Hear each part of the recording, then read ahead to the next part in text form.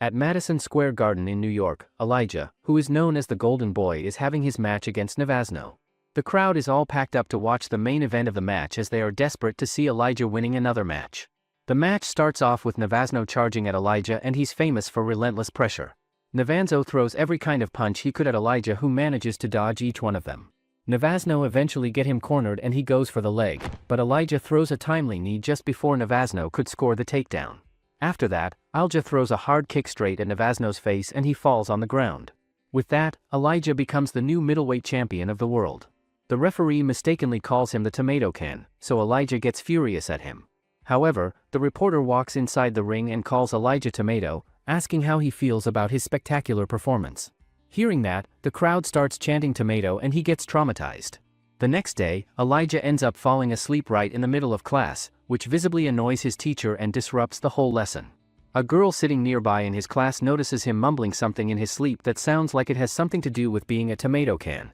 and she looks over at him with a puzzled expression, wondering what on earth is going on with him. Once the class finally wraps up and everyone heads out, Elijah gets into his beaten up and worn out van and immediately calls his coach, who picks up and tells him that the fight is in just an hour and he needs to get moving. On the other side of things, everyone is already gathered and waiting for Elijah over at the Hammerstein Ballroom, and the tension of waiting around is starting to get to people. Elijah's coach is standing there hoping with everything he has that Elijah just makes it there on time without any issues, while his wrestling coach stands beside him and wonders out loud whether they should have scheduled him for a different date given everything that has been going on. The coach then explains that Joseph Jericho is actually in attendance tonight, and that a big and impressive win here could be exactly the ticket Elijah needs to break into the big leagues and start getting the kind of opportunities he has been working toward, which is why absolutely everyone involved is doing whatever they possibly can to make sure tonight goes the right way. Right at that tense moment, Elijah finally shows up and the coach immediately starts yelling at him, telling him that he seriously needs to stop trying to juggle fighting with everything else he has going on in his life because it is going to catch up to him eventually. After that, Elijah changes to his boxers for fighting and he is quite nervous. He then starts warming up with the coach by throwing some punches at the bag. The wrestling coach then calls Voer Elijah to watch the TV that shows two guys in suit. The coach tells him to impress the other one tonight, and he will be fighting in the big leagues. At the same time, a fighter known as Zach comes out on top and wins his fight convincingly. Following that, it is now time for Elijah's fight to get underway and he steps in to go up against a bald guy across from him. His coach calls out to him from the corner and tells him to stop standing there trading punches back and forth and to go ahead and score a takedown instead. However, Elijah ends up eating quite a few punches throughout the fight, and as he is taking the hits he thinks to himself that in fights like this one, guys who are in his position are often referred to as tomato cans, which is about as unflattering a label as you can get in this sport. Despite all of that, Elijah has always carried a dream deep inside him of becoming a world champion someday, and he holds on to the firm belief that he is either going to make that dream happen or he is going to die trying to get there because there is simply no middle ground for him. Elijah then manages to get his opponent down on the ground and secure a takedown, though the fans in attendance are clearly not happy about the fight going to the ground and make their displeasure known pretty loudly. In the end, Elijah comes out of it with a win by split decision, which means that 2 out of the 3 judges scored the fight in his favor while the third scored it differently. As Elijah looks around after the decision is announced, he notices pretty quickly that not only does his coach JJ not look particularly pleased or impressed with how the performance went, but the crowd is not exactly thrilled about it either. After the match, Elijah asks his coaches if they are not going to the after party, but they tell him that they need to care of something. Before leaving, the coach tells Elijah that he showed heart today and no matter what anyone says, he should not feel bad about it. On their way, the wrestling coach asks the other if he think it was alright leaving Elijah alone as there's nowhere they have to go. The coach says that after getting booed like that, they will be a laughingstock. At the after party, a guy named Silroy, who is the founder of Big Apple Beatdown, meets up with JJ. Deep down, JJ thinks that this part sucks and he is going to leave any chance he gets.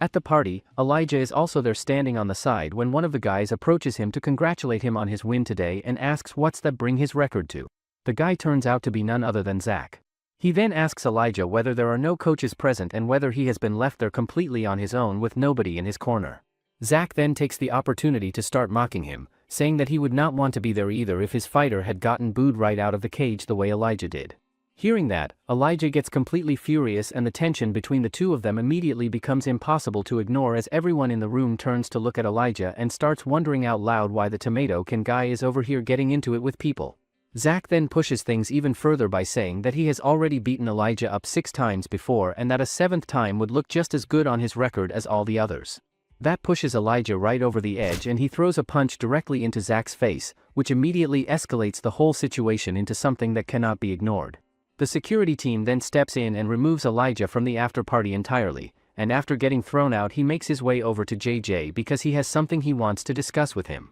Elijah introduces himself and mentions that he competed in the BAB event that JJ attended earlier that evening. JJ looks at him for a moment and recognizes him as the kid who got booed the most out of everyone there, and Elijah responds by pointing out that JJ himself did not exactly look like he was having a great time at that party either. JJ thinks to himself that Elijah is actually pretty sharp for picking up on that and tells him that nobody has taken him out for a drink in quite a long time. After that, JJ takes Elijah out for a drink, and while they are sitting there he starts asking him about his betting habits and what has been going on with that side of things. The guy then asks Elijah how long he has been fighting, and Elijah tells him that it has been 5 years and that he trains over at Goldman's MMA gym. The guy then says that a lot of fighters have come out of that gym over the years and that in all his time in this sport he has genuinely never seen a single gym produce that level of consistent talent the way Goldman's has. The guy then gets a call from his wife and steps away to take it, leaving just the two of them sitting there alone together. Once he is gone, JJ looks at Elijah and tells him that he already knows what he came over to talk about,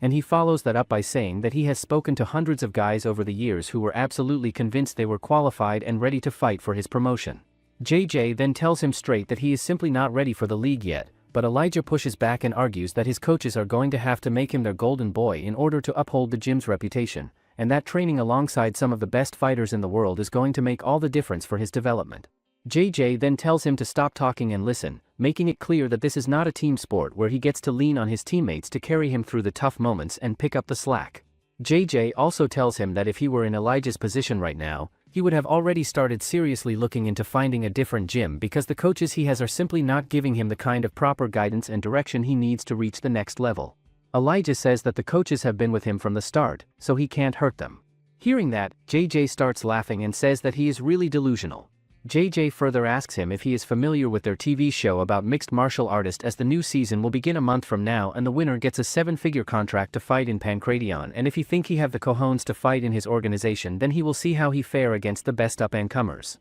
Few days later, all of the fighters are gathered together at the McNichols Sports Arena and JJ is there in person to welcome every single one of them. He also announces that they have a genuinely unique opportunity in front of them to showcase everything they have been working on and prove once and for all that they deserve a spot in Pancration, and he makes it clear that the next 8 weeks are going to be the toughest and most demanding challenge any of them have ever faced, so they need to make the absolute best use of all the resources and time available to them. One of the guys named Joe speaks up first and introduces himself by saying that he is completely undefeated, that he has the skills to back everything up, and that he is simply an alpha male through and through. Another guy introduces himself as Cube, explaining that his friends call him that because his actual name is just too difficult for most people to pronounce properly. A scary and intimidating looking guy then steps forward and introduces himself simply as Gene, the Golden Eagle, letting the name and the reputation speak for themselves. After that, a Brazilian guy named Medusa introduces himself and explains that he holds a first-degree black belt in Brazilian Jiu-Jitsu,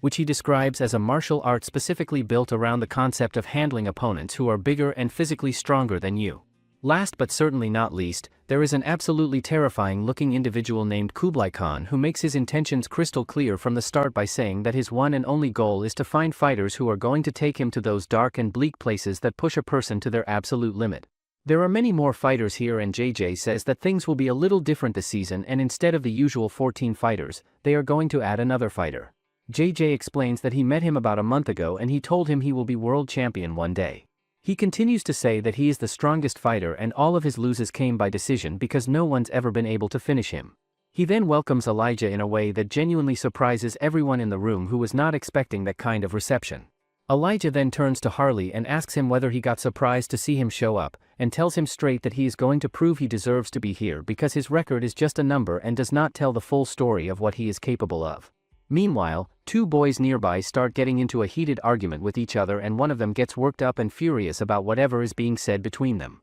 The other guy with the long hair steps in and stops him before things can escalate any further, telling him plainly that if he throws a punch and starts a fight right now he is going to get himself kicked off and lose everything he has been working toward. JJ then steps up and makes an announcement to the room, acknowledging up front that some of the people in attendance may feel that what he is about to say represents an unfair addition to how things have been set up. He explains that they are going to be introducing a wild card system into the mix, where the fans are going to get to vote on which two previously eliminated fighters will be brought back to face off against each other for a chance to re-enter the tournament and get back into contention. He also adds that whoever manages to finish their opponent in that wild card matchup is going to walk away with $5,000 on top of everything else. He then drops the most attention-grabbing part of the announcement by telling everyone that anyone who can go out there and finish Elijah specifically is going to receive $40,000, which works out to 8 times the original prize amount. Earlier that day, Elijah was sitting in the car with his coaches on the way to the location, and the nerves were written all over his face in a way he could not hide.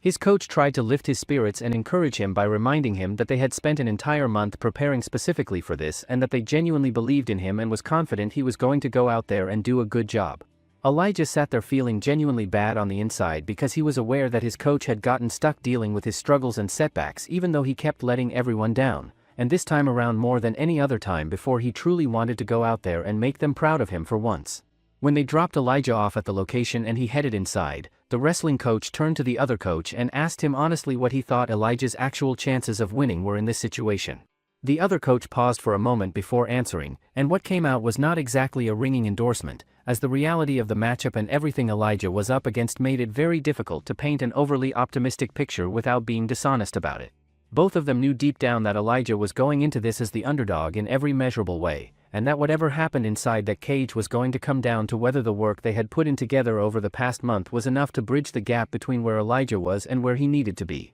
He then added that he would be willing to make Elijah a golden boy of the gym if he managed to finish in second place, but the other coach responded by saying that if Elijah does not go out there and show him something real and meaningful this time around, he is getting cut from the gym entirely. He explained that enrollment at the gym had been going up for several weeks straight and that they needed to start making room for more promising fighters who were going to move the gym forward. Back in the present moment, JJ tells everyone gathered that he is now going to introduce them to their coaches, and he reveals that 2 well-known and highly respected coaches who are both former Pancration champions with multiple season victories between them are back, and for the very first time ever they are going to be competing head-to-head against each other. The coach's name turns out to be Adam Smith, and the former lightweight champion is Percy James. However, the students cannot seem to place the third coach at all and have no idea who he is, so JJ tells them that he does not blame them for not recognizing him but that he has been practically begging this man to come on the show and coach for quite some time now. He then introduces him by saying that this forgotten legend is none other than Trevor Dundee,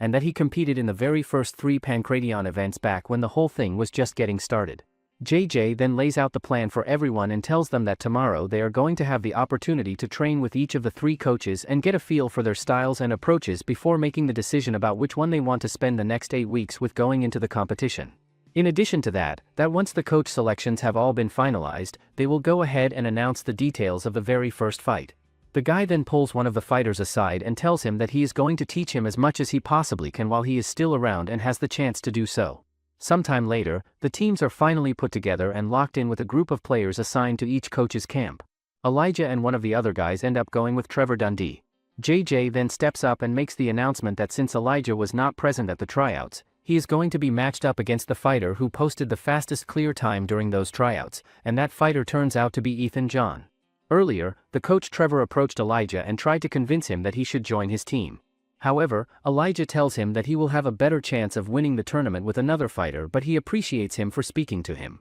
Trevor says that he would take his advice if other fighters came to his session, but since they are not here, he is stuck with them. Coach Trevor also reveals that he is not here to win the tournament and he is here for 2 reasons. He explains that he is here to do a favor for an old friend and give back to the sport that changed his life. He also tells Elijah that there's a lot of work to be done and he can't guarantee success. He thinks that he will be a different fighter by the end of the show, and Elijah shows some interest. He asks the coach where his assistants is, but the coach says they are not here, surprising Elijah. The coach says that he is going to practice with another boy over there who looks interested. Back in the present, Cube looks over at Elijah and thinks to himself that he has been visibly on edge ever since yesterday, and that he thought inviting him out with the rest of the group for a drink would help loosen things up a bit, but looking at him now it is pretty clear that Elijah is not exactly having the time of his life. A guy named Mario then makes his way over to Elijah and tells him that his entrance the previous day was absolutely amazing and really made an impression. Elijah then looks at Mario's tattoos and genuinely compliments them,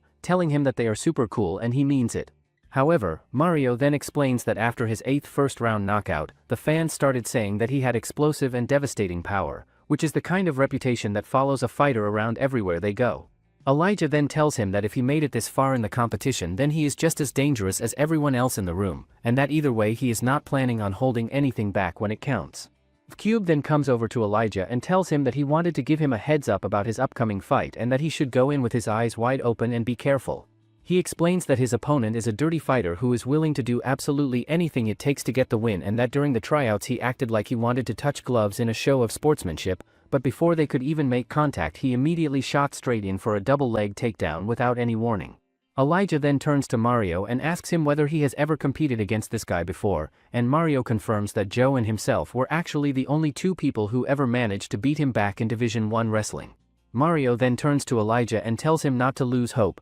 pointing out that while Ethan is undeniably a talented wrestler, his striking is still at a pretty novice level, and that if Elijah can just keep the fight standing and off the ground then things are going to work out just fine for him. After that, Joe and some of the others start cracking adult jokes amongst themselves, which prompts the director to step in and tell them to watch themselves and be careful about what they say because there are kids and respectable adults who watch this show and they need to keep that in mind. 2 days later, everyone is over at the Pancration training facility and Elijah is putting on a genuinely impressive performance during his training session that has people taking notice. Coach Trevor speaks up and says that the progress he has been seeing from Elijah has been really great, pointing out that he listens well and brings a good attitude to every single session, which makes a huge difference when you are trying to develop as a fighter. He also says that he has a really good feeling about Elijah's upcoming fight in 3 days and believes things are going to go well. He also acknowledges that some of Elijah's fundamentals still need some work and polishing, but that with the right adjustments made in the right places he is going to be one of the most improved fighters of the entire season without a doubt. Later that night, Elijah heads back to his dorm room only to find that the whole place has been completely trashed by someone while he was away, which immediately raises a lot of questions about who would do something like that and why. The next day, Elijah continues with his training, and the coach tells him to put his head down and if he can't defend this takedown, then Ethan is going to maul him. Elijah's sparring partner then manages to take him down and he feels annoyed about it. The coach says that they drilled that takedown defense days ago and he nailed it and asks what's wrong with him now. Yesterday, Elijah went to Zach and asks why he trashed his room, but he just plays stupid and says that he don't know about anything. Mario says that he saw him leave Elijah's room earlier and Zach says that he was here, chatting with Ethan and Bakasa about magical horns. Zach then says that he is disappointed in Mario for being friends with the other guy now, and Mario tells him that just because they have the same coach doesn't mean that they are teammates. Furthermore, Elijah gets completely furious at Zach and tries to grab him, but another guy steps in and grabs Elijah's arm before he can do anything, asking him whether his mother never taught him that pointing at someone is disrespectful. Elijah then tells the guy to stay out of whatever is going on between him and Zach and to mind his own business, and he adds that the guy's face is going to be getting beaten pretty soon anyway, so he should not get too comfortable. The guy then fires back and says that he is very much looking forward to collecting the finish bonus and that Elijah should just sit tight and wait for the moment when he gets beaten down like the tomato can that everyone already knows he is. Elijah then yanks his arm free from the guy's grip and tries to push forward and start something right then and there, but Cube jumps in and stops him before it can go any further, telling him that if he throws a punch and gets into a fight right now he is going to get himself kicked off the show entirely and lose everything he came here for. Back in the present moment, Elijah turns to the coach and tells him that Ethan is an All-American and has the best and most impressive resume of anyone he has ever gone up against in his entire fighting career. He also admits with a heavy feeling that his own resume simply does not hold up in comparison to everyone else in this competition and that he cannot realistically hope to compete with them on paper no matter how hard he tries. The coach then tells Elijah that stepping in the cage when he don't want is very dangerous and he can't afford to have second thoughts. Stepping in that cage comes with a heavy fee and that fee is his life. The coach then continues to pour some encouraging words into Elijah and build his confidence up heading into the final part of the session, and with that it is time for one round of moderate sparring to close things out for the day. Elijah gets paired up with Kublai for the sparring session, and before they get started Elijah notices that Kublai is not wearing any headgear and asks him where it is. Kublai looks back at him and simply says that he does not need it, which is quite the statement to make before stepping in with someone. Hearing that, Elijah decides that if Kublai does not need headgear then neither does he, and he takes his own off before they get going. The sparring then gets underway with both of them coming at each other with absolutely everything they have right from the start, treating it anything but moderately despite what was originally planned. On the other side of the room, Zach is talking to Ethan and passing along some useful intel, telling him that Elijah has a habit of dropping his hands after defending a combination, and that Ethan should look to sneak in a high kick or a quick jab the moment he sees that opening present itself. Coach Adam Smith then chimes in and acknowledges that Zach has more experience fighting Elijah than pretty much anyone else around and that he has been an incredibly valuable resource in helping Ethan prepare for this upcoming fight. Right at that moment, someone comes rushing in and tells the coach that he really needs to come and see what is happening between Elijah and Kublai during their sparring session. As it turns out, the two of them are just absolutely beating the living daylights out of each other. Hearing that, Ethan gets furious, and Kublai tells him to hold on to that anger and win this fight, so they may be able to meet in cage. Back in present, Coach Adam gets surprised to see Elijah still hanging around and thinks that JJ wasn't kidding when he said he was tough. Elijah then throws some kicks at Kublai, who then dodges and tries to attack Elijah. Seeing that, the coach Trevor quickly tells Elijah that now is his chance to use double cheese and mayo combo. Elijah then throws his combo at Kublai, who gets quickly beaten down on the ground. Earlier, Coach Trevor told him that Kublai has a habit of lowering his hands and especially when throwing teep kicks, and it's the perfect counter to catch him off guard. The coach tells him that he wants them to keep spar just so he could land a lucky shot and to show him that if he could survive one round with Kublai. Back in the present, Kublai looks over at Elijah and tells him that he is a whole lot better than he was expecting and that he did not take him seriously enough going into the sparring session, and he wants Elijah to know that from this point forward he is going to give him his full respect. Kublai then starts throwing punches at him before grabbing him and smashing him down hard onto the ground in a way that makes everyone watching genuinely uncomfortable. Seeing that, the other fighters looking on start thinking to themselves that the coach really needs to step in and put a stop to this before Elijah ends up in no condition to even make it to his scheduled fight against Ethan in one piece. Kublai then keeps going and continues unloading on Elijah before finally shoving him away with force. Kublai then gets himself into position and looks like he is about to drop a soccer kick, and Coach Adam watches that develop and thinks to himself that if Elijah takes one of those he is simply not going to recover in time to be ready for his fight with Ethan and the whole thing will be over before it starts. Before Kublai can follow through and throw the kick, Coach Trevor steps in and physically gets in the way and blocks him from doing it. Coach Trevor then looks at Kublai and tells him that he should not be getting too comfortable with dropping his guard the way he just did. The coach then walks over to where Elijah is and apologizes to him for letting the sparring session go as far as it did, but rather than breaking down about everything he just went through, Elijah looks up with a big smile on his face and enthusiastically asks the coach whether he saw how he knocked Kublai down earlier. The next day, there is a weigh-in for Ethan and Elijah where a bunch of players are present.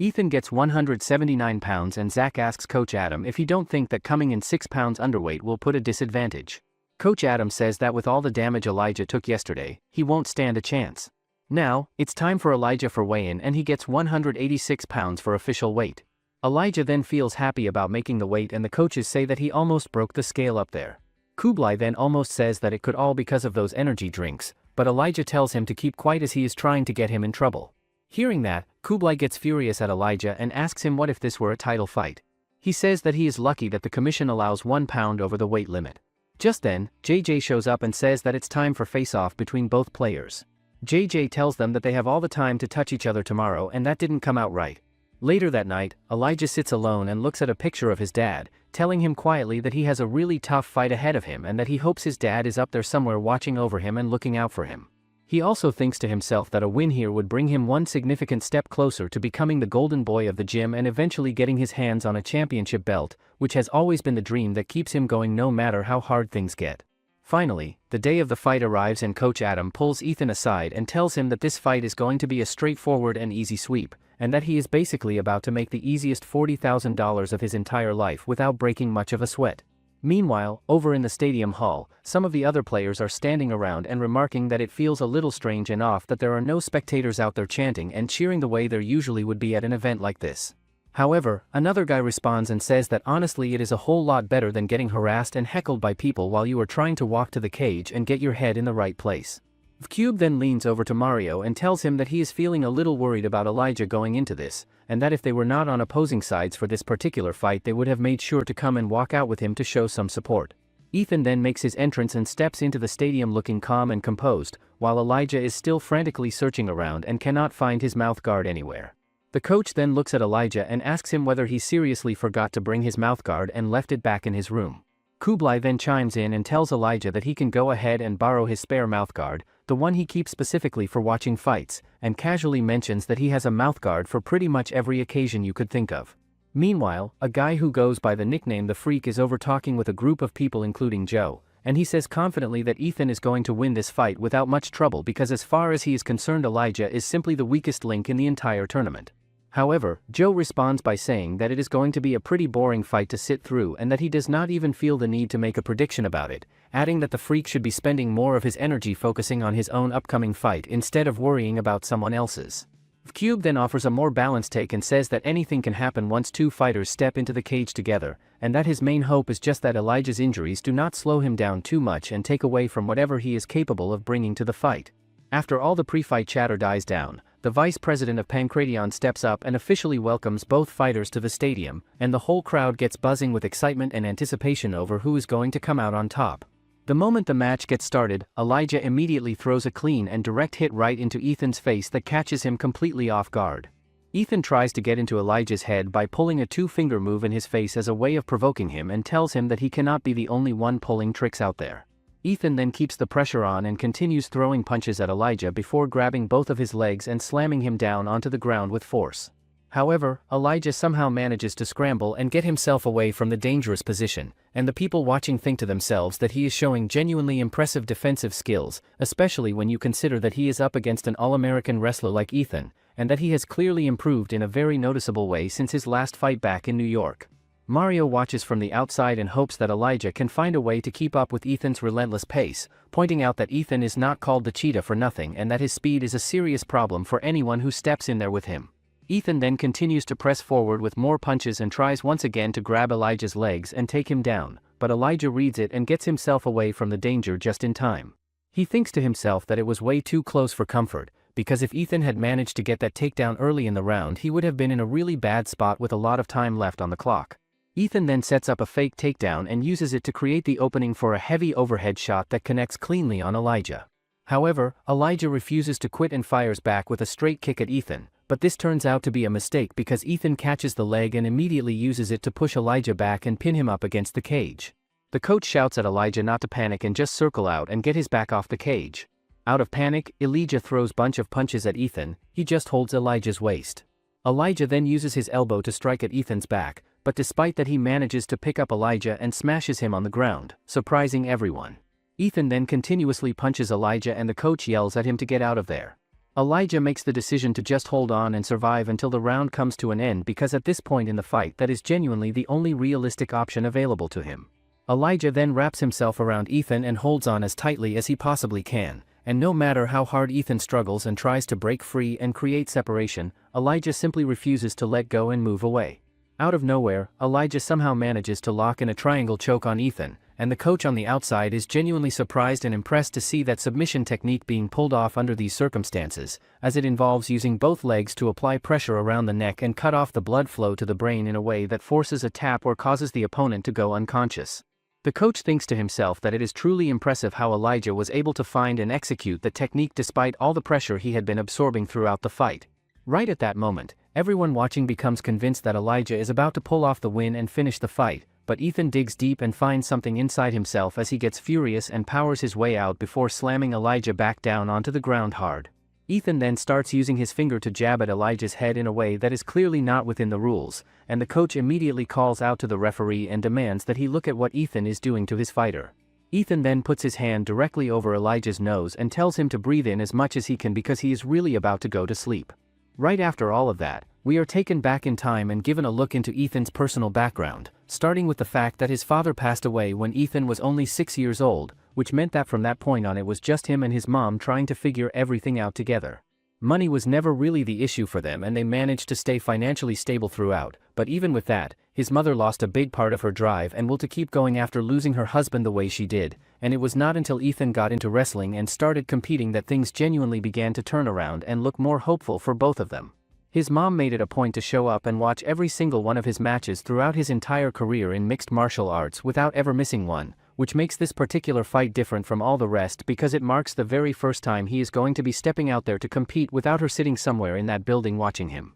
Cutting back to the fight itself, everyone observing starts to agree that what is happening out there is pretty low and dirty, specifically the fact that Ethan is covering up Elijah's nose on purpose in order to mess with his breathing and make it harder for him to get air. Elijah quickly realizes in his own head that he needs to find a way out of this situation fast because if he does not, he is going to burn through way too much energy and show up to the second round completely drained. He starts targeting Ethan's liver with repeated punches to try and force his way out of it, but Ethan takes the shots personally and fires right back by hitting Elijah hard across the face in return. The coach watching from the outside is thinking to himself that Ethan is really getting torn apart out there and that the injuries he picked up the day before are clearly not helping his situation at all and are only making things worse for him. Ethan then shifts his attitude and starts getting mouthy and taunting Elijah, saying out loud that tomato cans are apparently built a whole lot tougher these days than they used to be, and that Elijah honestly deserves some kind of special award just for managing to hang around and last as long as he has. He then throws in one more comment before walking away, mentioning casually that he went ahead and left a little present sitting inside Elijah's bag for him to find later.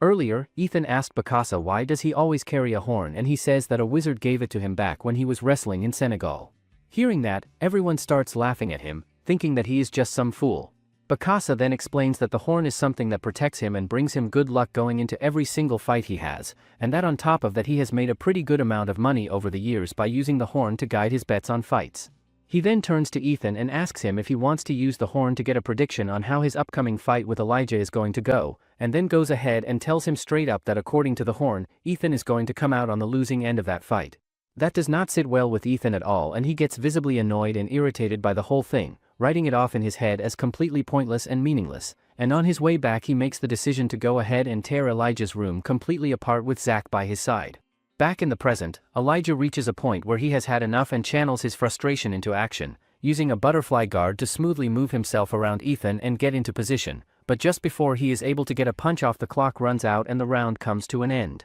Even though the round is already officially over at that point, Ethan goes ahead and throws a punch anyway and lands it clean right on Elijah's face after the bell. Ethan then starts to feel a creeping sense of worry setting in as the thought crosses his mind that Bokassa's prediction might actually end up being right and that he could genuinely lose this fight, but he pushes back hard against that feeling and keeps telling himself over and over that he is going to go out there in the next round and get the win and show everyone including Bokassa that the prediction was completely wrong. His coach leans in during the break and tells him that he needs to go out and start getting takedowns early in the round so that they have as much time as possible to work toward finishing the fight. Ethan also finds his thoughts drifting toward his mom and the image of her rooting for him and wanting him to win, and his coach keeps pushing him by pointing out that Elijah is clearly worn down and running on empty at this point, which means that if Ethan goes out there and attacks with purpose he should be able to wrap this up pretty quickly. Ethan then glances across to the other side of the room and notices Kublai standing there with his eyes locked directly onto him. Earlier before the match, Kublai finds himself standing nearby and overhearing some of the other players talking about the sparring session he had with Elijah not too long ago. He overhears Mario bringing up the fact that he threw the soccer kick twice during that session and that nobody really knows what might have happened if Coach Trevor had not stepped in when he did to put a stop to it. The guy with the mustache then responds to Mario by saying that sometimes people just have to go to war in the practice room and push each other to the absolute limit, and that if Mario cannot handle watching that kind of intensity then maybe he should go play soccer instead. Another guy then jumps into the conversation and calls Kublai a complete psychopath, saying that he is not only completely emotionless but that he honestly should be banned from the sport entirely for the way he conducts himself. Just before Kublai turns and walks away from the whole conversation, he overhears Elijah speaking up and saying that it was just an incredibly intense sparring session and that Kublai is actually a great training partner who always manages to bring out the very best in him. That catches Kublai off guard in a way he was not expecting. Back in the present moment, Zach leans over to Ethan and tells him to keep his head in the game and not let that clown Kublai get inside his head and throw him off. On the other side of the cage, Elijah tells his coach between rounds that Ethan keeps fouling him, and the coach tells him straight that he needs him to stop worrying about that and start working because he is already down a round and cannot afford to fall further behind. Kublai then hands some water over to Elijah and tells him that he thinks he has a game plan in mind that could really help them turn things around in the second round. He then lays out the game plan for both the coach and Elijah, and after hearing it through they both agree that it is actually not a bad idea at all, and that if they can execute it properly they have a genuine shot at taking the second round and getting back into the fight. The coach then tells Elijah that they are going to go ahead and follow Kublai's game plan exactly as he laid it out and trust the process. After that, the second round gets underway with Elijah coming out throwing a flurry of punches at Ethan, but Ethan weathers the storm and fires right back at him, showing that he is not going to go away easily. Ethan then starts moving in multiple directions trying to find the right angle to land a perfect and clean strike on Elijah, but out of absolutely nowhere Elijah unleashes an uppercut that nearly connects flush on Ethan's chin and causes him to have to quickly readjust and reset. Ethan thinks to himself in that moment that if that uppercut had landed cleanly and fully, the fight would have already been over right then and there. Elijah then fires a low strike directly at Ethan's leg which sends him stumbling backward and off balance.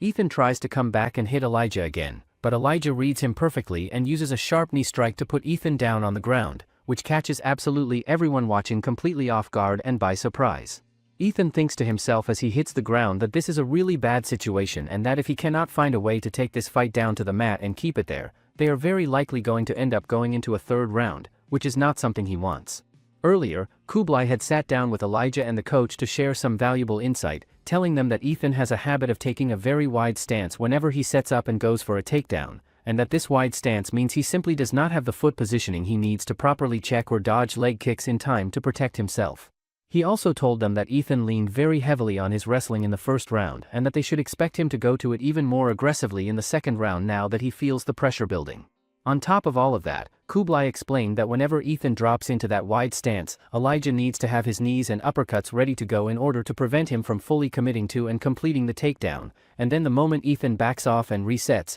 Elijah should immediately attack the legs with low kicks to keep wearing him down. Back in the present moment, the second round comes to a close with Elijah nearly connecting on a shot that almost catches Kublai instead of Ethan, which gets a reaction from everyone watching. Finally, the fight goes to third round, which is going to decide who will win this match. Ethan straight up charges at Elijah right at the start and he manages to fake the takedown for a clinch. Ethan then knee strikes Elijah before trying to hit his toes. Ethan's coach then tells him that it was a good level change, which means lowering his body from a standing position to go for a takedown. Everyone watching thinks that Ethan is having a hard time completing takedowns and his size disadvantage is finally taking a toll. It turns out, Ethna initially came 6 pounds lighter while Elijah came in a pound heavier, so after rehydration, Ethan came into this fight at 180 to 185 pounds and Elijah will most likely be at 220 pounds. During the fight, Ethan tries his best to pull down Elijah, but he couldn't as Elijah just smashes his hand onto his head. After that, Elijah pushes him onto the fence and throws a knee strike. Both of them then get right back into it and go head to head with each other, and Ethan attempts to hit Elijah with a suplex, but Elijah reaches out and grabs onto the cage to stop himself from going over, which prevents the throw from being completed. The referee then steps in and signals that the fighters have gone out of bounds near the cage. Hearing that call, Ethan's coach completely freaks out on the sideline, but despite the argument his team still ends up receiving a point deduction as a consequence of the infraction. Elijah then comes in with a sharp elbow strike on Ethan, but before he can follow it up with another attack, Ethan recovers quickly and puts him back down on the ground. Elijah's coach calls out urgently from the corner and tells him that he needs to get himself up and out of that position right now or he is going to end up losing the match because of it. Finally, after everything that has gone back and forth, Ethan makes the decision to go ahead and use his special technique, which is the Kimura lock. Earlier, someone had told Ethan about the Kimura lock and explained that it got its name after the legendary Masahiko Kimura used it to actually break Helio Gracie's arm during their famous match. However, Ethan had responded at the time by saying that he did not need anything like that because his skills were already at a level where he did not have to rely on such techniques. Zach then jumped into the conversation and pointed out that you simply never know what is going to happen once you are actually in a fight, and told him that he should keep it in his back pocket just in case. Back in the present, everyone watching gets genuinely scared that Ethan is actually going to break Elijah's arm as he cranks on the submission hold with everything he has, but the guy from earlier looks on and thinks to himself that Ethan is going about the whole thing the wrong way and making a critical technical error. Elijah then quickly rolls to his left and uses that movement to smash Ethan down onto the ground, and the reason he was able to pull that off comes down to the fact that Ethan did not step over fast enough to properly secure the lock. And on top of that, the size disadvantage actually worked in Elijah's favor in that specific situation by giving him enough leverage and room to wiggle his way out of the hold before it could be fully locked in. Deep down inside, Ethan feels genuinely bad for his coach as the situation starts slipping away from him, thinking to himself that he will do better next time around, but no matter what, he absolutely cannot afford to lose this fight and he knows it. With only 60 seconds left on the clock, Elijah pushes himself and tries his best to land some more significant strikes and do as much damage as he can in the time remaining, but Ethan responds by throwing a sharp kick right at his face that snaps his head back. Ethan then starts running his mouth and mocking Elijah, telling him that he should have stayed in the minor leagues where he belongs and pointing out all the dirty work and grinding Elijah had to go through just to get to this point. Hearing those words sends a surge of pure fury through Elijah and he comes back with a strike so powerful and perfectly placed that Ethan goes down and loses the match right then and there, leaving absolutely everyone watching completely stunned and unable to believe what they just witnessed. In a flashback from several years ago, Ethan and Mario are squaring off against each other in a match where the winner is going to move on and face Joe in the next round. Ethan's mom is sitting in the audience and cheering for him at the top of her lungs with such intensity that it starts to genuinely annoy the people sitting around her who are just trying to watch the match. The match gets underway with both of them going after each other hard from the opening moment, and after a back-and-forth battle Mario ultimately comes out on top and wins the match. A guy sitting in the audience then starts making fun of Ethan after the loss, which immediately sets Ethan's mom off and she gets completely furious before turning around and punching the guy without a second thought. Weeks after that, Ethan sits down with his coach who brings up an interesting suggestion, telling him that since this was his last season he should seriously consider making the transition to MMA because it would be a fascinating and potentially very rewarding move for him. The coach also mentions that he co-owns an MMA gym where Ethan could come and train and points out that his wrestling foundation is already great, which means all he would really need to focus on building up is his striking and overall strength. However, Ethan pushes back on the idea and tells his coach that getting hit in the face is simply not something he enjoys and that he would much rather look into trying out for the Olympics or competing in Abu Dhabi instead. The coach then smiles and tells him that he said the exact same thing when JJ first came to him and offered him the chance to compete in Pancration 1. He also tells Ethan that he deeply regrets not taking that opportunity when it was right there in front of him, because he could have been part of something completely new and exciting and could have been a true pioneer of an entire industry that was just getting started. He also admits that instead of taking that leap he just followed the same path that everyone else around him was taking, and as a result he ended up becoming nothing more than a footnote in the sport's history, stuck in a coaching role and spending his days wondering about what could have been if he had just been brave enough to say yes. The coach then looks Ethan in the eye and tells him to just try it for once and see what happens. Shortly after that conversation, Ethan receives a call from a hospital and his heart immediately drops when he hears his mother has been admitted. The doctors inform him that she overdosed on a dangerous mixture. Ethan then asks the doctor when exactly she started taking those, and the doctor tells him that it has been approximately 4 hours, which hits Ethan like a punch to the gut and leaves him completely stunned. Ethan then starts putting the timeline together in his head and realizes with a sickening feeling that it was right around the time when he lost his first match to Joe that this all started happening. The doctor then hands Ethan a small note that had fallen out of his mother's hands when they brought her in. The note reads that she has been a selfish mother who forced him to wrestle all those years so that she could feel a sense of accomplishment through his success rather than truly doing it for him. Reading those words, both Ethan and the coach find themselves tearing up and struggling to hold it together, and then in the middle of all of that emotion Ethan's mother wakes up and apologizes to him once again for everything she put him through. Not long after that deeply moving and life-changing experience, Ethan made the decision to get into MMA, and from the moment he committed to it he became completely and utterly obsessed with winning at all costs,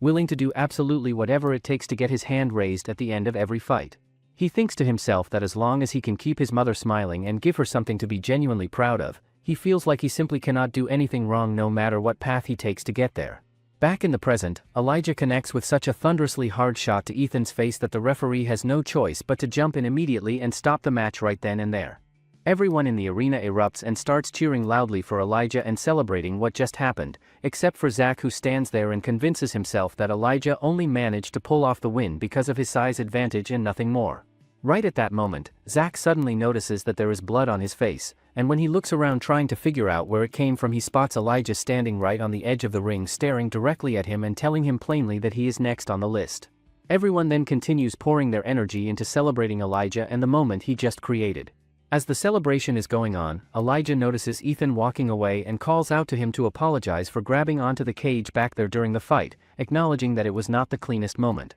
He explains that it was just a natural reflex in the heat of the moment and that he was not doing it deliberately, but Ethan does not accept the apology and coldly tells him to go and tell the commission to overturn the result of the fight if he really means it. Seeing that Elijah goes quiet and does not have a strong response to that, Ethan turns and keeps walking without looking back, saying that Elijah should not bother apologizing when the damage has already been done and that bringing it up now is nothing more than rubbing salt into a wound that is still very fresh and very painful for him to deal with. The weight of that response hits Elijah and leaves him standing there quietly with not much to say back, because deep down he knows that Ethan has a point and that no amount of apologizing is going to change what already happened inside that cage or take away the result that is now permanently on the record for both of them to carry forward. Later in the locker room, a heavy and uncomfortable silence hangs over everything, but Zach eventually walks over to Ethan and tells him that he did the absolute best he could out there and that he should not forget that there is always the wild card still available to him as a path back into the competition. However, Ethan completely breaks down and starts crying, telling everyone that his mom is now going to go and kill herself because of this loss and that he cannot just sit here while that is happening. He then yells at everyone around him to get away and give him space, saying he has to get out of there right now before it is too late to do anything about it. On the other side of things, Elijah is sitting with his own thoughts and still processing the fact that this was his very first knockout victory in 32 fights, and the whole thing just feels completely surreal and almost impossible to fully take in. He then explains to everyone that he volunteers at the Second Life Foundation, which is a non-profit organization dedicated to helping families who are going through difficult times and are in need of support. As it turns out, today happens to be their annual cycle event where participants ride their bikes throughout New York City to bring awareness and attention to the foundation's cause and the work they do. He also explains that since this is the first time he has ever had to miss the event due to the fight, he made the decision to wear the foundation sweater as his way of showing his support and keeping them close to his heart even while he is competing. He also says that he is dedicating this win to the Second Life Foundation, to his father, and to his 2 coaches,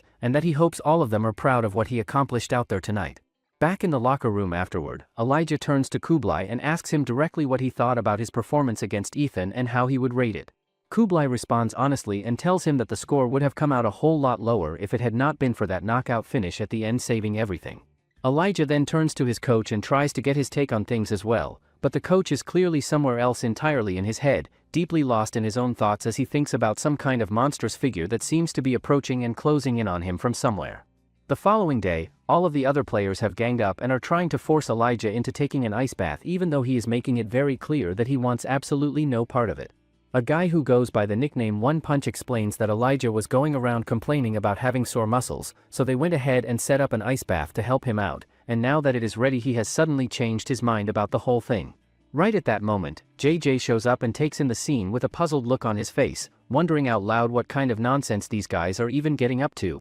JJ then comes over and sits down right beside Elijah, who is reluctantly sitting in the ice bath, and asks him what he wants to talk about, but Elijah immediately tells him not to be smoking anywhere near him before anything else gets said. JJ then gets to the point and tells him that he came by to give him a bonus for the impressive performance he put on. He says that it was a lucky shot when it comes right down to it, but that it was a good and clean knockout regardless of how it came about. JJ then gets a little more personal and asks Elijah why he competes and what keeps him going, wanting to know whether it comes down to money or fame. Elijah then opens up and says that he does not have any immediate family members depending on him and that he does not expect a whole lot out of life, especially in a sport that is as financially unforgiving as this one tends to be. He also says that he has come to realize that even if he somehow managed to become a 4-weight class division champion, he would still eventually be forgotten by most people when it is all said and done. He adds that he would probably only be remembered as the guy who once carried a 9-24 record, and that is exactly the reason why he does not fight for money or fame.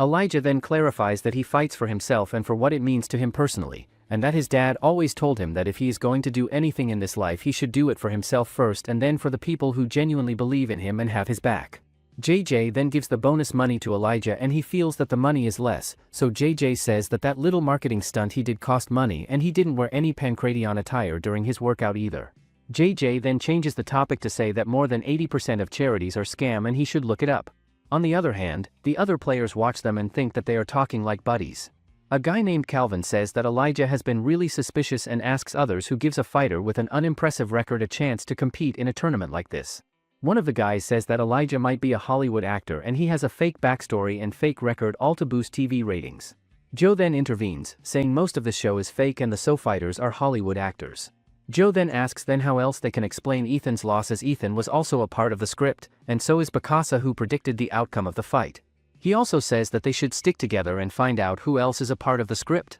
Later that night, Elijah lies awake thinking about how Jason seems to view him as some kind of enemy and how that whole dynamic has been weighing on him. He also finds himself wondering how Kublai's training has been going, since ever since the coach gave him that break the two of them have barely crossed paths or seen each other around the facility anymore. Right at that moment, Jamie comes into his room and tells him that Kublai said he has something urgent that he needs to tell him and that he should come find him. Jamie then asks Elijah whether he knows anything about someone named Josephine Pride, and Elijah says that the name sounds familiar and that he might have heard it somewhere before. Jamie then reaches down and pulls off his shirt to reveal a tattoo of her right there on his chest, which immediately triggers something in Elijah's memory. Elijah then puts it together and remembers that Josephine is Jamie's daughter and tells him that it has been such a long time since that fundraiser where they first connected. Jamie then tells him that she is doing a whole lot better these days, and that it is largely thanks to the support and help they received from the Second Life Foundation, and that they are honestly the main reason he decided to start competing again and get back into the sport.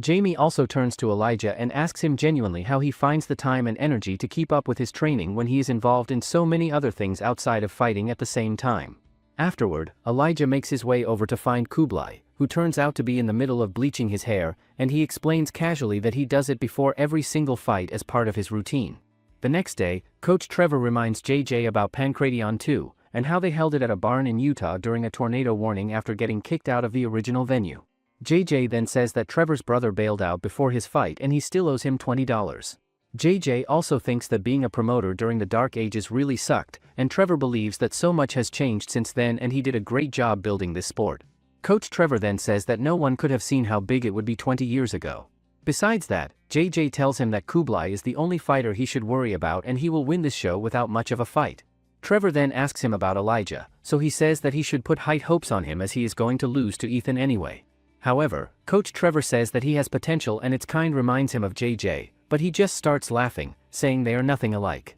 Trevor then asks JJ where exactly he found him, and JJ tells him that he came through their long-standing connections and friends over in Japan. When JJ goes further and reveals that he specifically found him through Victory FC, the coach gets genuinely surprised and caught off guard by that piece of information. Later that same day, Coach Trevor heads back to the gym and walks in to find Elijah and Kublai both sporting completely new hairstyles that nobody was expecting to see. Kublai quickly jumps in and tells the coach that it was all Elijah's idea and that Elijah was the one who thought matching hair colors would be a great idea, but it becomes pretty clear pretty quickly that this is not the whole truth and that Kublai had more to do with it than he is letting on. The coach then calls Elijah over and presents him with a black belt, telling him that he is now officially a black belt of the Wanda style. Elijah has absolutely no idea what the Wanda style even is, so the coach takes a moment to explain that it is a fighting system he developed himself after suffering a loss in Pancration 3, and that the loss was what made him realize that being a one-dimensional fighter with only a single area of expertise was never going to be enough at the highest level,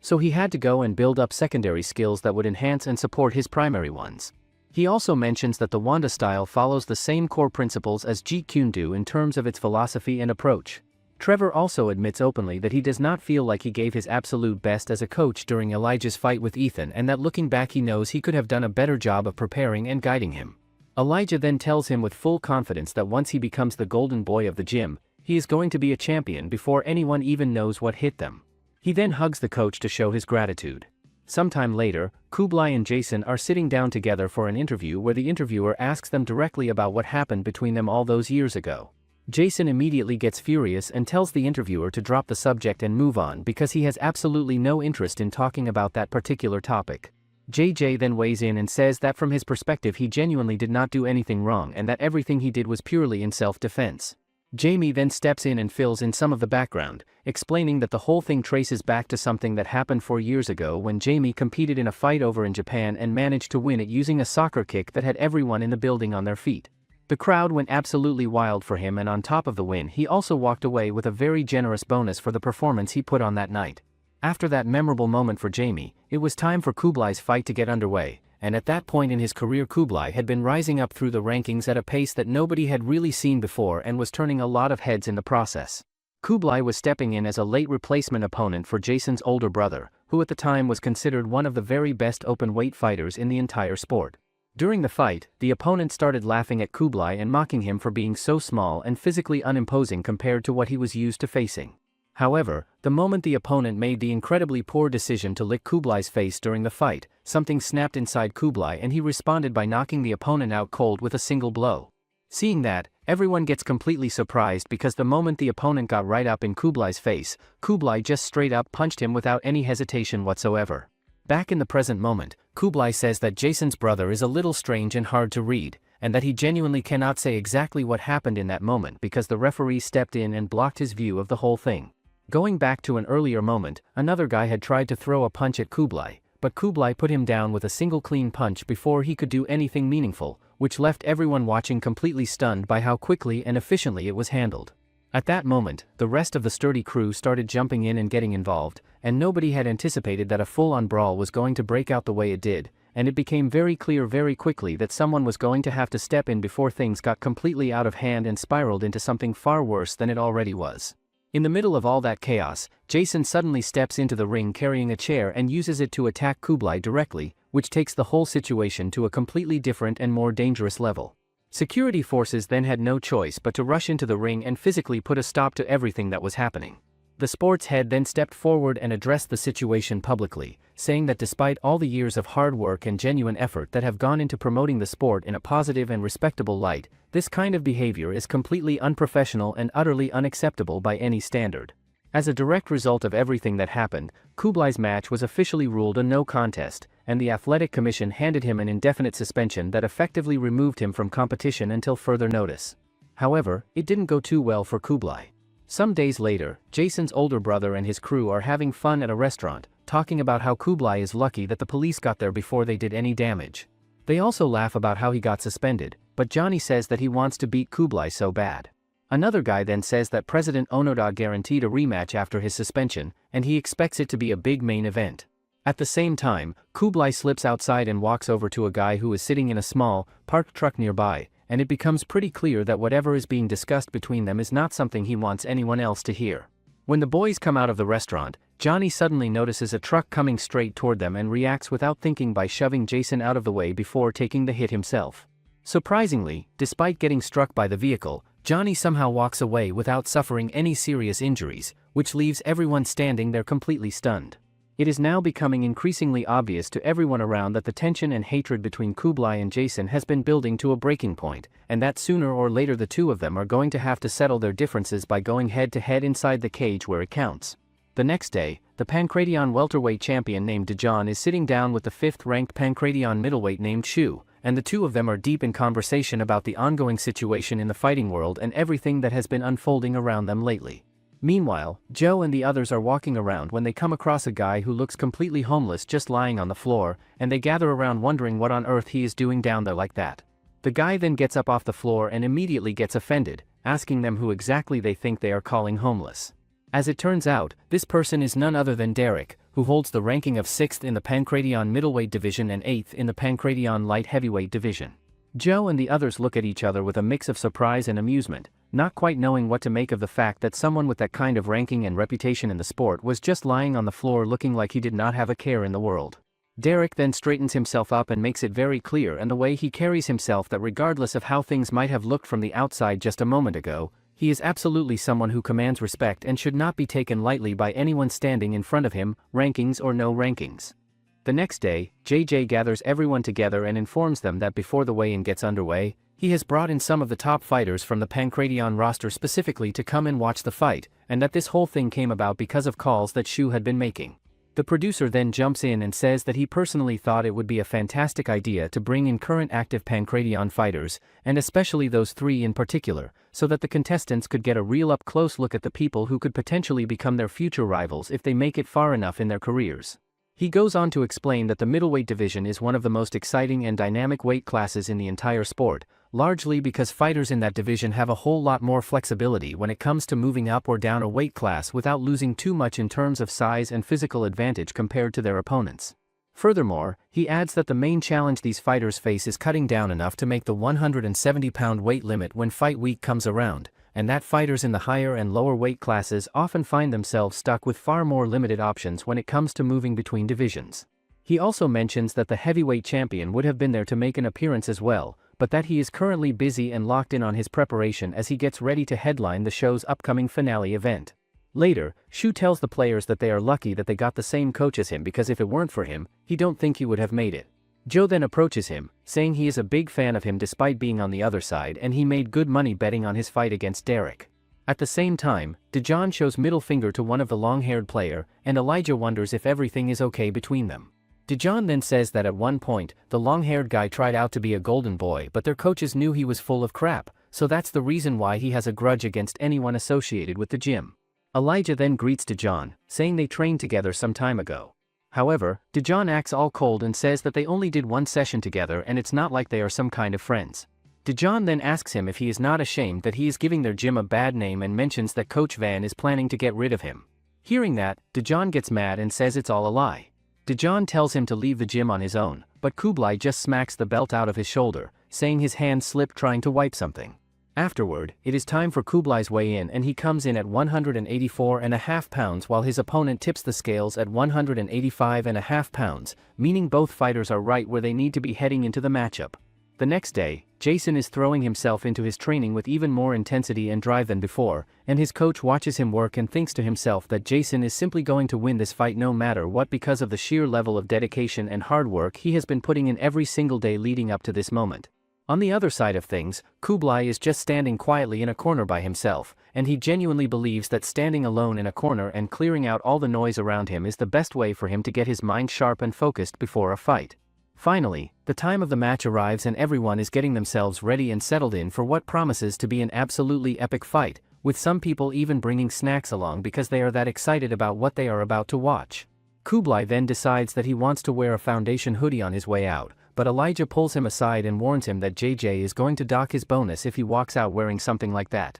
Kublai then tells him that he plans on starting a foundation of his own someday just like Elijah has done. After that exchange, both fighters make their way into the ring, and one of the players watching thinks to himself that this is actually the very first time he is going to get to see Kublai fight live in person, since both he and Elijah were the only two contestants who did not have to go through the regular tryout process to get into the competition. The match gets underway with Jason immediately charging straight at Kublai and opening up with a flurry of punches, but Kublai moves with impressive fluidity and manages to dodge every single one of them without taking any clean damage. Jason's coach calls out from the corner and tell him to keep using that footwork exactly the way they had planned it out during their preparation. Jason then keeps at it and throws various combinations of strikes, but when he goes for a low kick Kublai reads it perfectly and blocks it clean. Kublai then fires back with a direct kick aimed right at Jason's ribs, and Jason starts to realize in that moment that breaking through Kublai's defensive shell is going to be a much trickier task than he was anticipating, which means he is going to have to start mixing up his combinations and attacking from different angles to keep Kublai guessing. He then goes ahead and throws a variety of different combinations that get the crowd excited and entertained by what they are seeing. Despite all of that effort and variety, Kublai comes back and lands another heavy body kick that does a significant amount of damage to Jason and forces him to reassess his approach. Jason thinks to himself that he needs to close the distance between them and get in tight so that he can take some of the power out of those kicks before they do any more damage. As the match continues to develop, everyone watching is thinking to himself that this fight is really getting good and living up to all the anticipation surrounding it. But before Jason can find a way to shift the momentum, Kublai catches him and beats him up in a way that puts him in a really difficult position. The coach then calls out to Jason and tells him to stay out of the pocket and use his footwork to move around and find openings rather than standing in front of Kublai and taking punishment. Kublai then starts getting into Jason's head by taunting him, telling him that he should just stop waiting around like a clown and come charge at him if he has the nerve to do it. Jason then throws a kick at him, but Kublai dodges it and hits him with an uppercut. Everyone thinks that Jason started out so good, but he's slowed down and those body kicks are insane, so if he doesn't defend those, he's in big trouble. After that, Jason gets beaten up even more by Kublai as he throws various kinds of attacks on him. Kublai then throws another kick, but this time Jason grabs it and smashes him onto the ground. Jason's coach then starts shouting at him that he should start scoring points from that position. Jason then starts throwing punches at Kublai's face, but it doesn't last long as Kublai gets the control back and hits Jason with an extremely powerful elbow attacks. Jason then starts bleeding that surprises everyone. Elijah then remembers that elbow attack from few days ago when Kublai was practicing it in the gym. At first, Elijah had told Kublai that the elbow strike does not look like it has any real power behind it, but Kublai explained to him that the slashing elbow is not designed or intended to knock an opponent out because its entire purpose is to slice them open and cause a cut. He went on to explain that a surprising number of people completely panic the moment they see their own blood during a fight, which is what makes the technique so effective as a tactical weapon even without the knockout power behind it. Back in the present moment, Kublai manages to shove Jason away and force him out of his original position, and Jason immediately feels the blood from the cut starting to run down and mess with his vision in a way that is making it increasingly difficult for him to see clearly and track what Kublai is doing. Kublai then keeps the pressure on and throws more punches and kicks at Jason that only makes the whole situation worse and put Jason in an even more desperate spot than he was already in. The referee then steps in and stops the action, calling the doctor over to come and take a close look at Jason's cut and assess whether he is in a condition to safely continue fighting. The doctor examines it carefully and tells the referee that if the cut gets any worse as the fight goes on, they are going to have no choice but to stop the match and call it off entirely for Jason's safety. Jason meanwhile is thinking to himself that he is going to switch into pure defensive mode and try to survive until he can get back to his corner, and that if he can just make it through the rest of this round in one piece he is going to come out in the next round and finish Kublai once and for all. Earlier, Kublai had gone to the coach and asked him whether he had a game plan worked out in his head for this fight, and the coach told him that Jason's striking is genuinely exceptional but that it is nothing he cannot handle and work around. However, what the coach really wanted was for Kublai to give Daejeon a different perspective on things during the fight because Daejeon comes across as far too self-centered in the way he approaches everything. Kublai told the coach that he would take care of everything he was asking, but that in return he would like a favor from him, and then went ahead and asked if he could actually make that 2 favors instead of just 1. Back in the present moment, Kublai keeps pouring on the pressure and continues beating up Jason with a wide range of different attacks, and the crowd starts laughing and getting entertained because Jason is essentially running a marathon around the cage trying to avoid taking any more damage. Daejeon watches from outside and thinks to himself that even if Jason does somehow manage to survive and make it through the rest of this round, that cut on his face is not going to close up or go away on its own, and he simply cannot keep running around forever without eventually getting caught. Kublai then gets genuinely frustrated and asks Jason out loud why he has stopped fighting and is just moving around instead of engaging.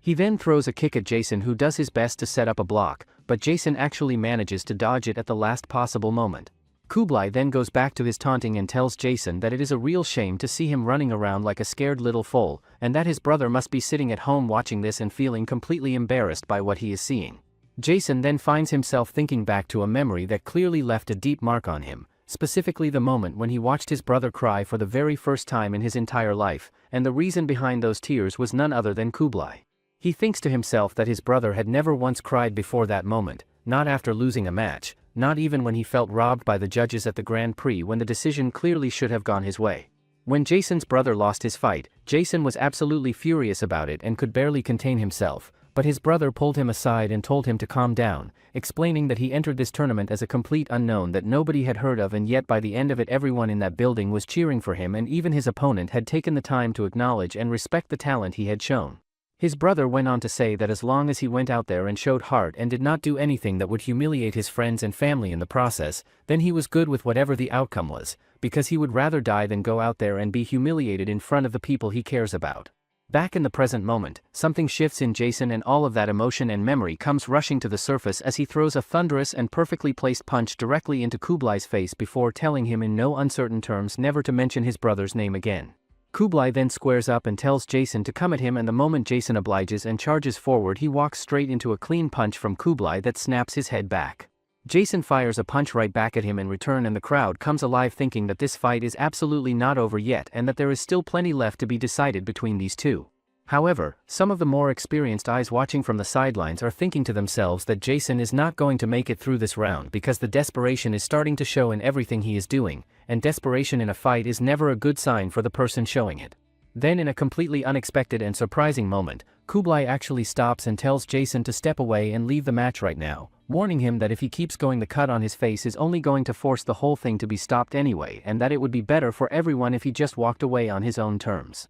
Jason does not even process the warning or give it a moment of consideration before throwing another punch straight at Kublai, which immediately sets Kublai off and removes any last trace of mercy from his approach. Kublai then fires a sharp low kick that drops Jason down to the ground, and once Jason is down, Kublai follows up with a series of devastating elbow strikes directly to his face that leave no doubt about the outcome, and with that final sequence of strikes Kublai wins the match and puts the whole thing to rest. In a flashback, Johnny is stepping into the MMA world for the very first time and making his debut as a fighter. Right from the opening moments of his first fight, he puts on an absolutely stunning performance and starts unloading on his opponent with a wide variety of punches that leave no room for the other guy to breathe or find his footing. In the end, Johnny finishes the fight by TKO in the very first round, and everyone watching is completely blown away by what they just saw, with people talking about what an incredible debut it was considering he finished his opponent in just 20 seconds from the start. A year later, it is Jason's turn to make his own debut in the sport, and just like his older brother, he goes out there and finishes his opponent in the first round as well,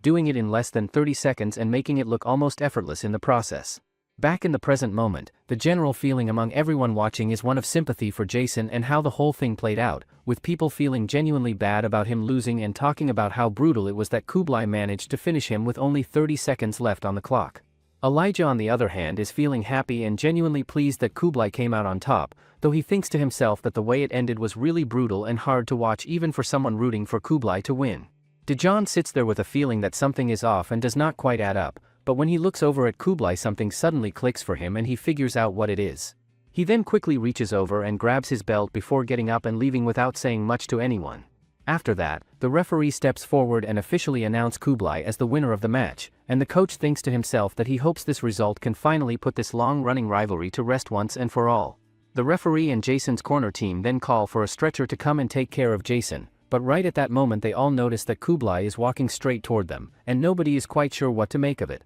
Seeing him approaching, the coach shouts at him to stop right there, and everyone around are wondering what more Kublai could possibly want when he has already won the match and proven his point. Then in a moment that catches absolutely nobody off guard more than the people standing right there, Kublai stops in front of Jason and bows respectfully, making it clear through that gesture that he hopes there are no hard feelings between them going forward and that whatever was between them can now be considered settled. Everyone watching thinks to themselves that it was a genuinely frightening but at the same time stunning and impressive performance from Kublai, and when the interviewer catches up with him he tells them that there are no real differences between himself and Jason as people, but that one thing he knows for certain is that Jason will eventually fade away and disappear from the sport. Back in the locker room, Elijah tells Kublai that the way he was able to slow Jason's movements down using his body kicks throughout the fight was absolutely amazing to watch. Kublai then responds by saying that he actually found the fight pretty boring overall, which genuinely surprises Elijah to hear. Kublai then explains that he fights at his absolute best when he is up against an opponent who pushes him to a real and genuine challenge rather than someone he can figure out and control from early on.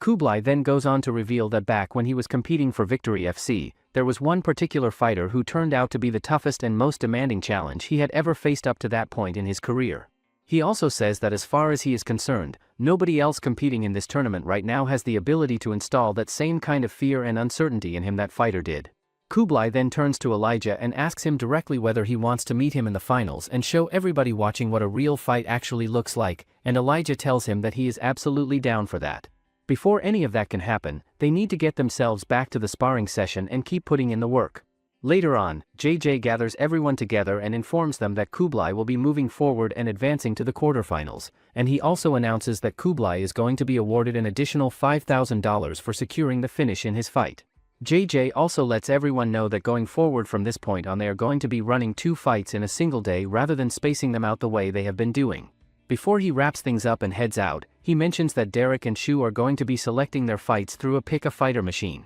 After that, both Derek and Shu step up and take their turns kicking the pick-a-fighter machine to make their selections. Later on, Shu catches up with Dejan and asks him whether he is satisfied with everything he came out here to see, but Dejan just tells him to stop following him around and give him some space. Shu then tells him that he liked him a whole lot better before he started putting on this tough guy act, and that the attitude he has been carrying around almost got him into serious trouble with Kublai just the day before. Dejan then admits that something felt off about that fight right from the very beginning and that it was like Kublai was not even trying to reach his full potential out there. He also mentions that the whole thing felt less like a competitive fight and more like Kublai was deliberately trying to send someone a very specific message through his performance. Shu responds by telling him that he should actually be glad he made the trip out here to witness it for himself in person, and that compared to the rest of the Pancratian elites, the two of them seem to be the only ones who are genuinely taking Kublai seriously as a threat and paying close attention to what he is capable of. Shu also points out that Kublai is going to become a real thorn in everyone's side the moment he eventually makes his way into Pancratian,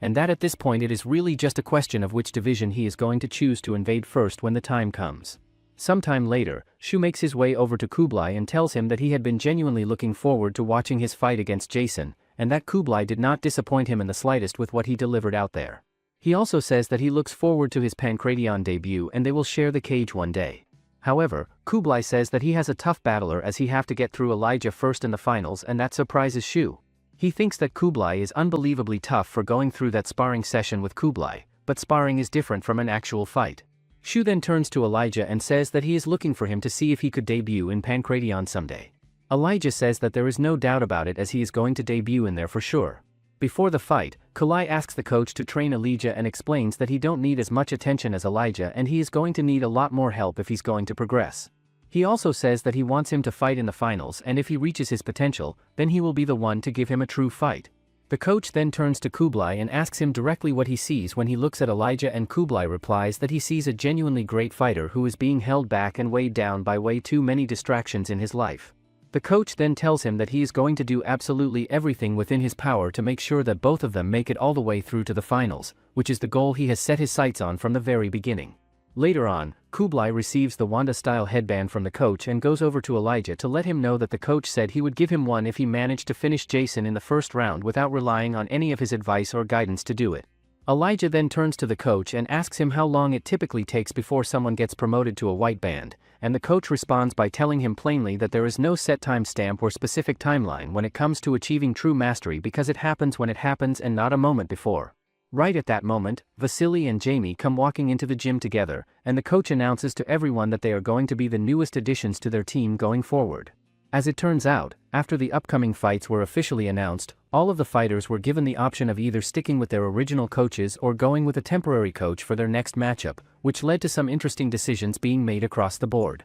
The following day, Coach Trevor gets the training session underway for the boys, and it includes working 2 pounds of pads with him directly followed by 2 rounds of defensive wrestling to round things out.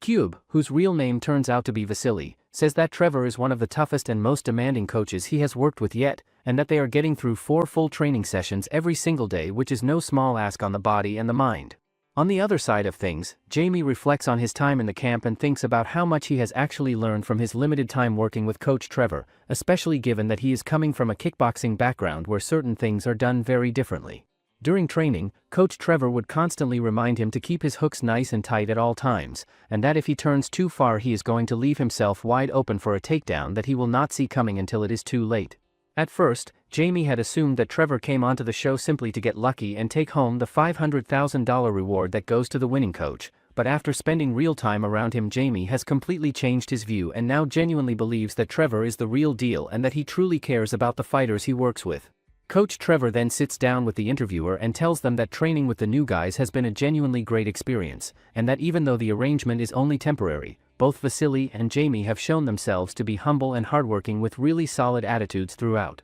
The coach goes on to explain that Vasily is a master of sport in combat sambo, which makes him a fairly well-rounded and complete fighter, and that Jamie, who he had actually heard about before the tournament even began, is an elite-level kickboxer who was a double champion in 2-on-1 kickboxing before making the transition over to MMA. However, coach is not a bit concerned that they are 3 days away from the fight. He also says that there is an issue with Vasily's weight as they have 2 days to make 185 pounds or else he will be disqualified from the tournament. Meanwhile, over at Coach Percy's camp, he tells everyone that the whole team is feeling on edge and unsettled because Jason has been admitted to the hospital and nobody knows exactly how serious things are going to get. Joe and Sonny are both getting themselves ready and prepared for their upcoming fights, and Shu has stepped in to help with their training, explaining that he decided to extend his stay specifically so that he could lend a hand to Sifu Percy and assist with getting the team ready, and that he has to say the fighters competing this season are genuinely some of the most talented he has come across in a long time. The coach then addresses the team and acknowledges that going up against their own teammates is a strange and uncomfortable situation to be in,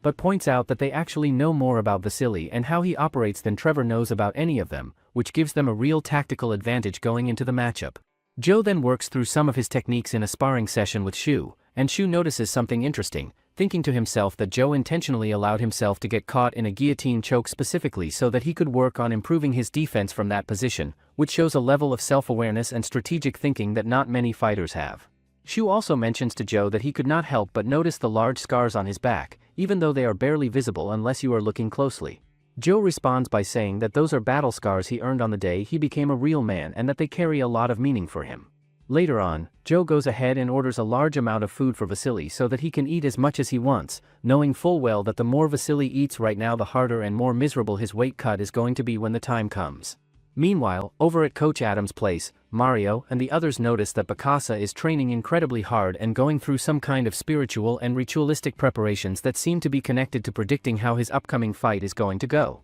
Coach Adam says that their confidence going into this fight with Bokassa is very high and that they are feeling good about where things stand. The coach goes on to say that he does not think Jamie has anything in his arsenal that would genuinely worry them going into this matchup, and that while Bokassa's striking is not exactly the most polished and refined, he makes up for it with an absolutely explosive level of raw power that can end a fight in an instant. The coach also shares that his biggest concern when it comes to Bokassa is his tendency to get fixated on his pre-fight rituals, and that because of this fixation he can become easily distracted from the more practical side of preparation, and that Bokassa genuinely believes deep down that these rituals are what increases his chances of coming out with a win. Bakasa then speaks up and explains that the pre-fight rituals are a tradition he carried over from his Lamb days and that he has always kept them close, and he says that personally he views fighting as a deeply spiritual endeavor where training only makes up a small part of the overall picture. Back over at Coach Trevor's gym, Trevor thinks to himself that the weight cut has been an incredibly difficult and draining process for Vasily, and that he is genuinely worried about how much it might end up affecting his performance when fight time actually comes.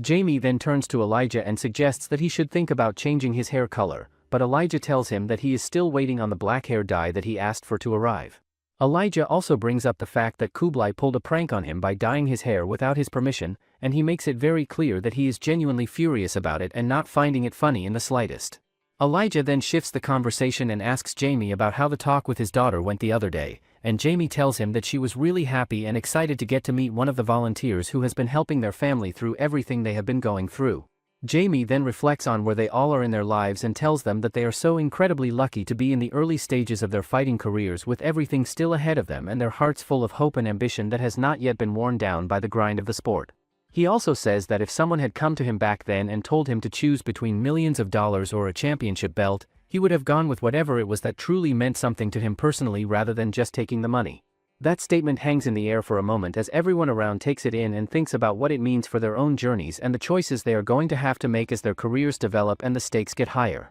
It is the kind of thing that sounds simple on the surface but carries a lot of weight when you actually sit with it and think about all the sacrifices and compromises that fighters are forced to make along the way, and the question of whether at the end of it all they stayed true to what brought them to the sport in the first place or whether they got lost somewhere along the way chasing things that did not really matter to them as much as they thought they did. Later that night, Vasily's teammates check on him while he is in the sauna and ask him whether he is doing all right in there, because from the outside it genuinely looks like he could collapse at any given second and they are getting worried about him. Finally, the day of the official weigh-in arrives and one by one everyone steps on the scale and passes without any issues, except for Vasily who comes in at 189 pounds, which is well above the limit. He is then told that he has exactly 1 hour to get himself down to at least 186 pounds or he is going to be disqualified from the tournament entirely. JJ then tells the interviewer straight that if there is one thing in this entire sport that he absolutely cannot stand more than anything else, it is a fighter missing weight and the problems and chaos that comes along with it. Going back to the previous night, Elijah had gone over to Vasily to check in on him and ask whether he was feeling comfortable and settled in, but Vasily told him honestly that he was not in a good state at all and was struggling. He also took a moment to thank Elijah and the rest of the team for how genuinely good and welcoming they had been toward him over the past few days, which clearly meant a lot to him. He also made a comment that he found it kind of funny and almost absurd when you really think about it, how they all put themselves through so much pain and suffering just to go out there and give each other brain damage for a living. Elijah then asked him what it was that first drew him to fighting and made him want to start competing, and Vasily explained that the one and only reason he fights is to find brotherhood and that sense of belonging that comes with it. He then went on to explain that his great-uncle was a very well-known and respected sambo player back in his day, a former world champion and the first master of sport to come out of his village in Ukraine, which was a huge deal for everyone who knew him. He also said that whenever he would visit him in Ukraine, his great-uncle would always sit him down and tell him stories about his time as a competitor and all the experiences he had along the way. He also brought up the fact that his great-uncle had a long-time rival, and that there was not a single day that went by where he did not curse that man and talk about how much he despised him, but then when the rival suddenly died in a car accident, his great-uncle was absolutely gutted and devastated by the loss in a way that surprised everyone around him. Vasily then says that he never understands why he cried like that and asked his grandfather about it, and he said that it's because he was his brother. Vasily also mentions that they are the last great generation of this sport, but Elijah doesn't understand. He explains that everything has its own prime and so does their sport, as it's losing the purity it once had. Back in the present moment, Coach Trevor completely loses his usual calm and collected composure and tells everyone that Vasily passed out during the weight cut the previous night and that he had to step in and put a stop to it before the situation got any worse or more dangerous than it already was. The coach then makes it very clear that they need to stop this fight from happening entirely or else there is going to be serious and long-term damage done to Vasily's body, and he emphasizes that he has seen far too many fighters over the years suffer devastating consequences or even die from cutting weight too aggressively and recklessly. Right at that moment, Joe shows up out of nowhere and approaches Elijah with a warning, telling him that the commission is seriously thinking about canceling the fight altogether because of the weight situation. He then adds that he might actually be able to help them make weight, which surprises absolutely everyone in the room who was not expecting that kind of offer to come from Joe of all people. He then pulls out some weight-cutting supplements and tells them confidently that he can get Vasily down to 185 pounds in just 15 minutes, which sounds almost too good to be true. After some consideration, Vasily goes ahead and takes the supplements, and remarkably he does manage to hit the 185-pound mark on the scale. However, it does not take long before Vasily starts experiencing some pretty unpleasant side effects from whatever was in those supplements and makes a desperate run for the washroom. On the other side of things, Bokassa and his upcoming opponent are both in the process of getting themselves ready and mentally prepared for their fight. At McNicholas Sports Arena, Elijah tells Vasily that he is looking great and it looks like he has recovered from yesterday. Vasily then shows some insane practice moves alongside Jamie, who is also looking sharp because he is a world-class kickboxer.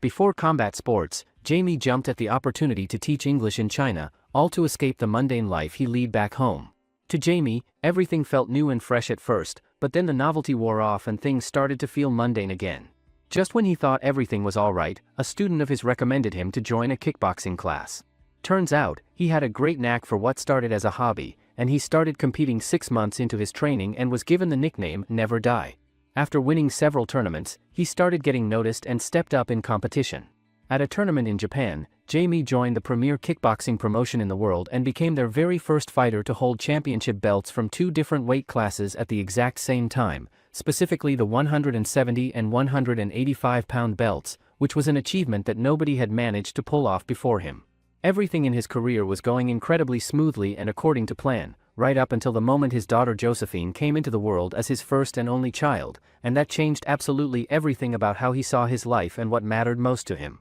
She became the love of his life from the moment she arrived, and he wanted nothing more than to give her everything the world had to offer, and as a result his priorities shifted in a way that anyone who has ever had a child would completely understand. He then made the decision to step into the MMA world, and the opportunity to compete in Victory FC would have launched his career to a whole new level and opened doors that he had only dreamed about, but just before he could take that step his daughter was diagnosed with a heart valve disease that had developed from abnormal murmurs she had been living with since the day she was born. He also mentions that a foundation that Elijah actively promotes had been an incredible source of help and support for him and his family during that impossibly difficult time, and because of that he genuinely believes that Elijah saved his career in a very real sense, which is exactly why he feels like he owes him more than he could ever properly express. After that, Bokassa and Jamie make their way into the stadium and get themselves set for their fight. The match gets underway with Jamie immediately coming out and throwing various kinds of kicks at Bokassa, but Bokassa moves well and dodges them before countering in a way that ends up sending Jamie down to the ground.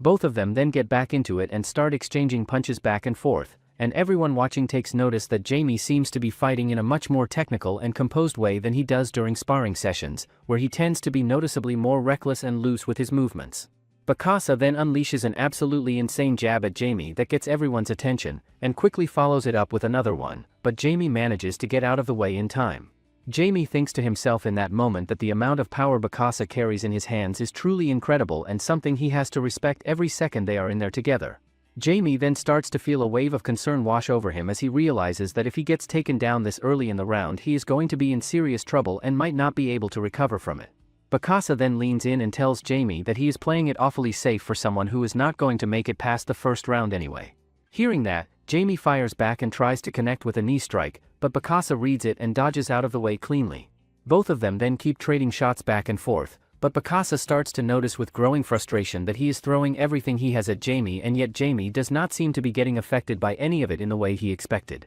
Out of nowhere, Jamie connects with an incredible knee strike that sends a shiver running all the way down Bokassa's spine and changes the entire feel of the fight in an instant. Everyone gets surprised to see that Jamie managed to drop Bokassa on the ground, and they think that Bokassa might be severely hurt at this point. Jamie then tries to attack Bokassa again, but he uses his uppercut at him. However, Jamie doesn't get affected by it and continues to throw various kinds of punches and knee strikes at Bokassa, surprising everyone. Bokassa's coach tells him to hang in there because there are only 60 seconds until the round ends. Jamie doesn't stop there and charges at Bokassa, throwing another incredibly powerful knee strike. Elijah watches the action and thinks to himself that Jamie is about to get finished right then and there, but then Bokassa completely loses his composure and slams Jamie down onto the ground in a moment of pure emotion rather than calculated technique. Coach Trevor calls out to Jamie from the corner and tells him to calm down, keep his head together, and absolutely not give up no matter how bad things feel in that moment. Bakasa then tries to lock in a choke on Jamie as the round is winding down with very little time left on the clock,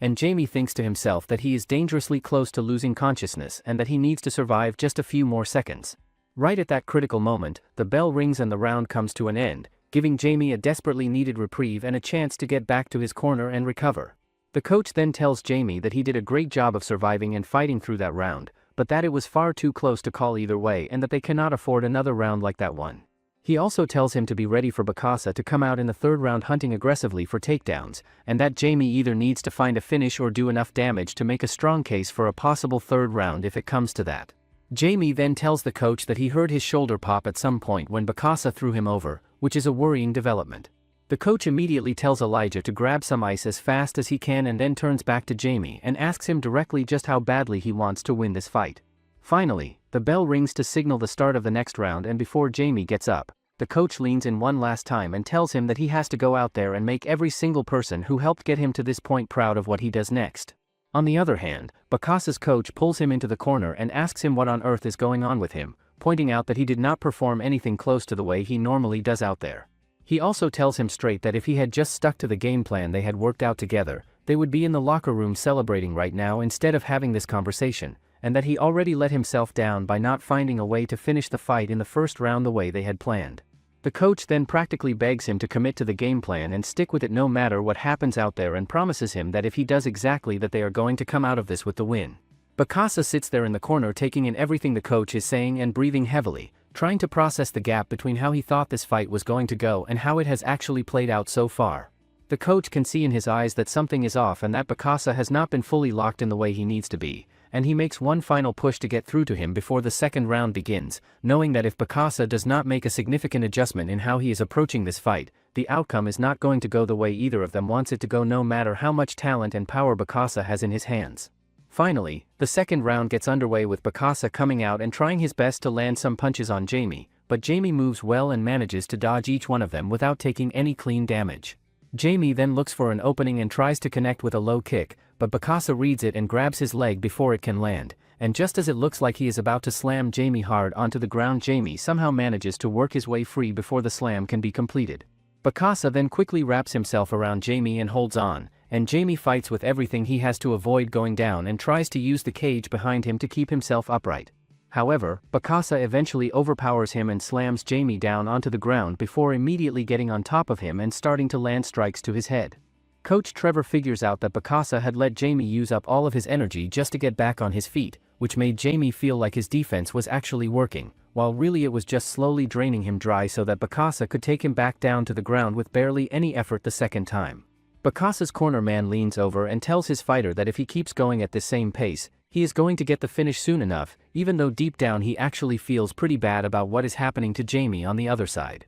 Coach Trevor gets close to Jamie and tells him to keep his chin tucked down against his chest so he stops walking into those clean, hard shots, and Jamie reacts by trying to muscle and force his way out of the spot he is stuck in. His coach firmly tells him to stop doing that and to calm himself down instead of trying to push through it the wrong way. Everyone watching from the outside starts to quietly think to themselves that Jamie is just not going to make it through the rest of this round in one piece. Jamie, on the other hand, can barely even hear what his coach is trying to say to him over everything going on, and his mind starts telling him that every single person who believed in him and had his back and showed up to support him has now been let down because of him. Right at that moment, Elijah yells over at Jamie, telling him that giving up is not something he gets to do right now, and reminding him to think back on the real reason he came back to this sport and to remember exactly who he is out here doing all of this for. The second those words actually get through to Jamie, something inside of him wakes up and starts burning, and he pushes every last bit of energy he has left straight down into his legs and drives himself upward with a sudden explosive burst that completely catches everyone watching totally off guard.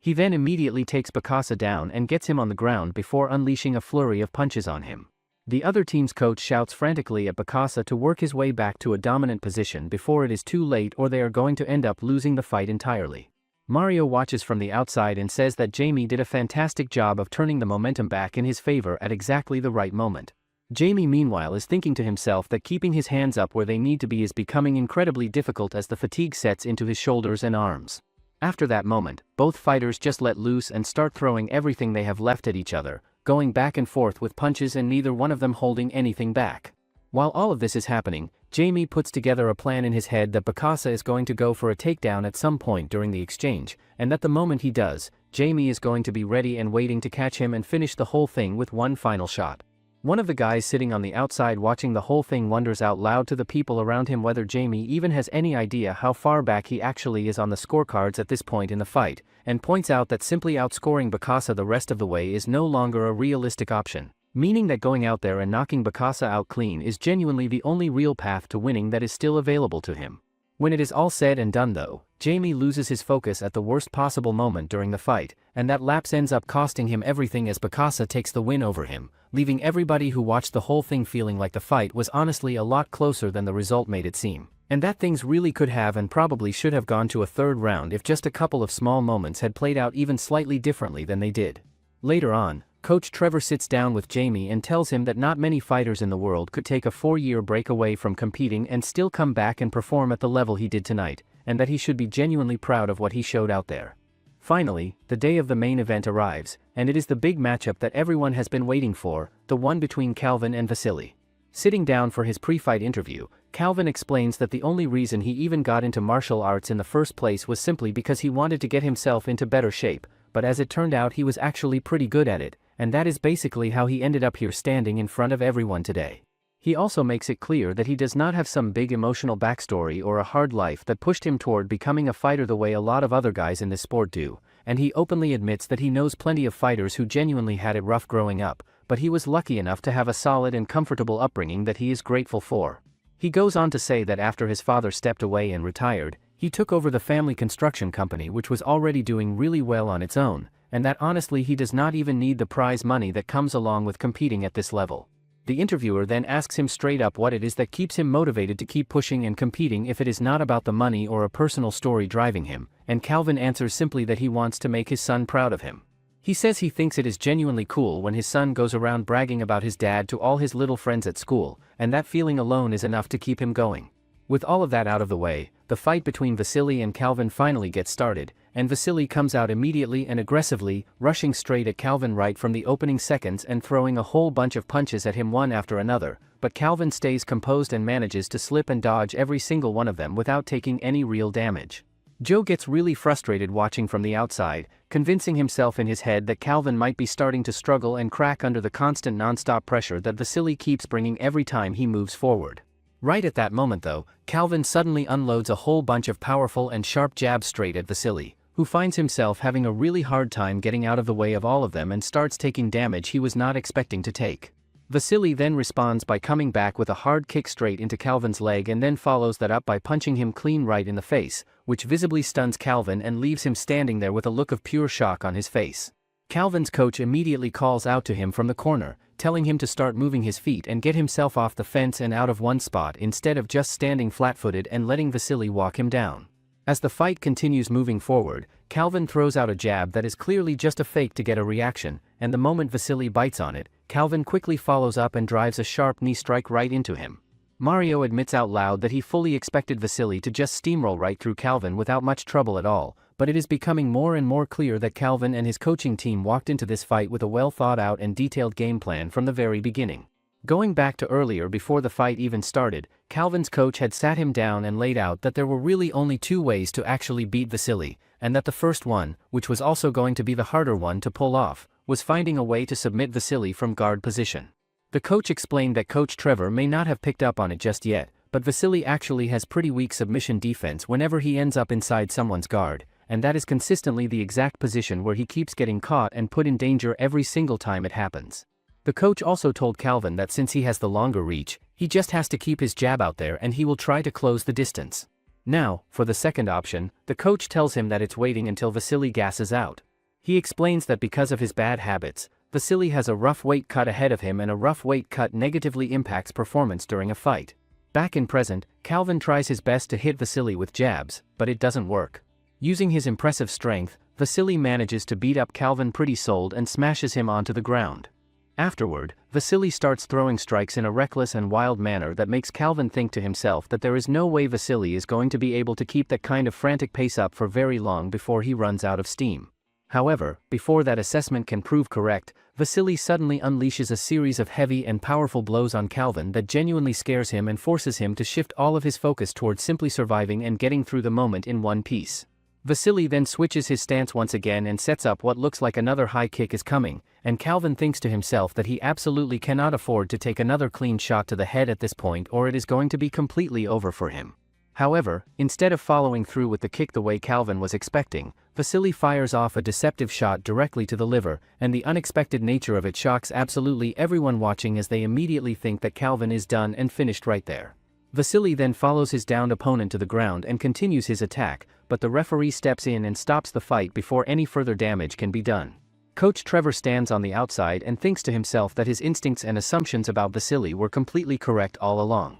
He reflects on the fact that Vasily's habit of being deliberately misleading when it comes to talking about his fighting style, combined with the way he never seems to put in his full effort during training sessions, all adds up to something that felt off and strange from the very beginning. The coach also recalls that it was right around the time he started quietly watching and testing the other three that things started feeling off to him, and out of all of them, Vasily seems to be paying a particular and unusual amount of attention specifically toward Elijah more than anyone else. Because of that, the coach pulled Kublai aside and filled him in on everything he had been noticing and suspecting, and told him to start keeping a close eye on Vasily and whatever he might be up to going forward. He also added that he seriously doubts Vasily put any of this together or planned any of it alongside Percy, mostly because Percy genuinely seems like someone who completely fell for whatever tricks and mind games Vasily had been running on him without ever catching on. Back to the present, Vasily ends up taking the win when the fight is completely finished, and Calvin sits down afterward and openly says that losing is never a fun or easy thing to deal with, but that he genuinely and sincerely means every word when he says that Vasily is a truly great opponent, and that simply getting the opportunity to step inside the cage and compete against him is something he looks back on as a real and meaningful honor.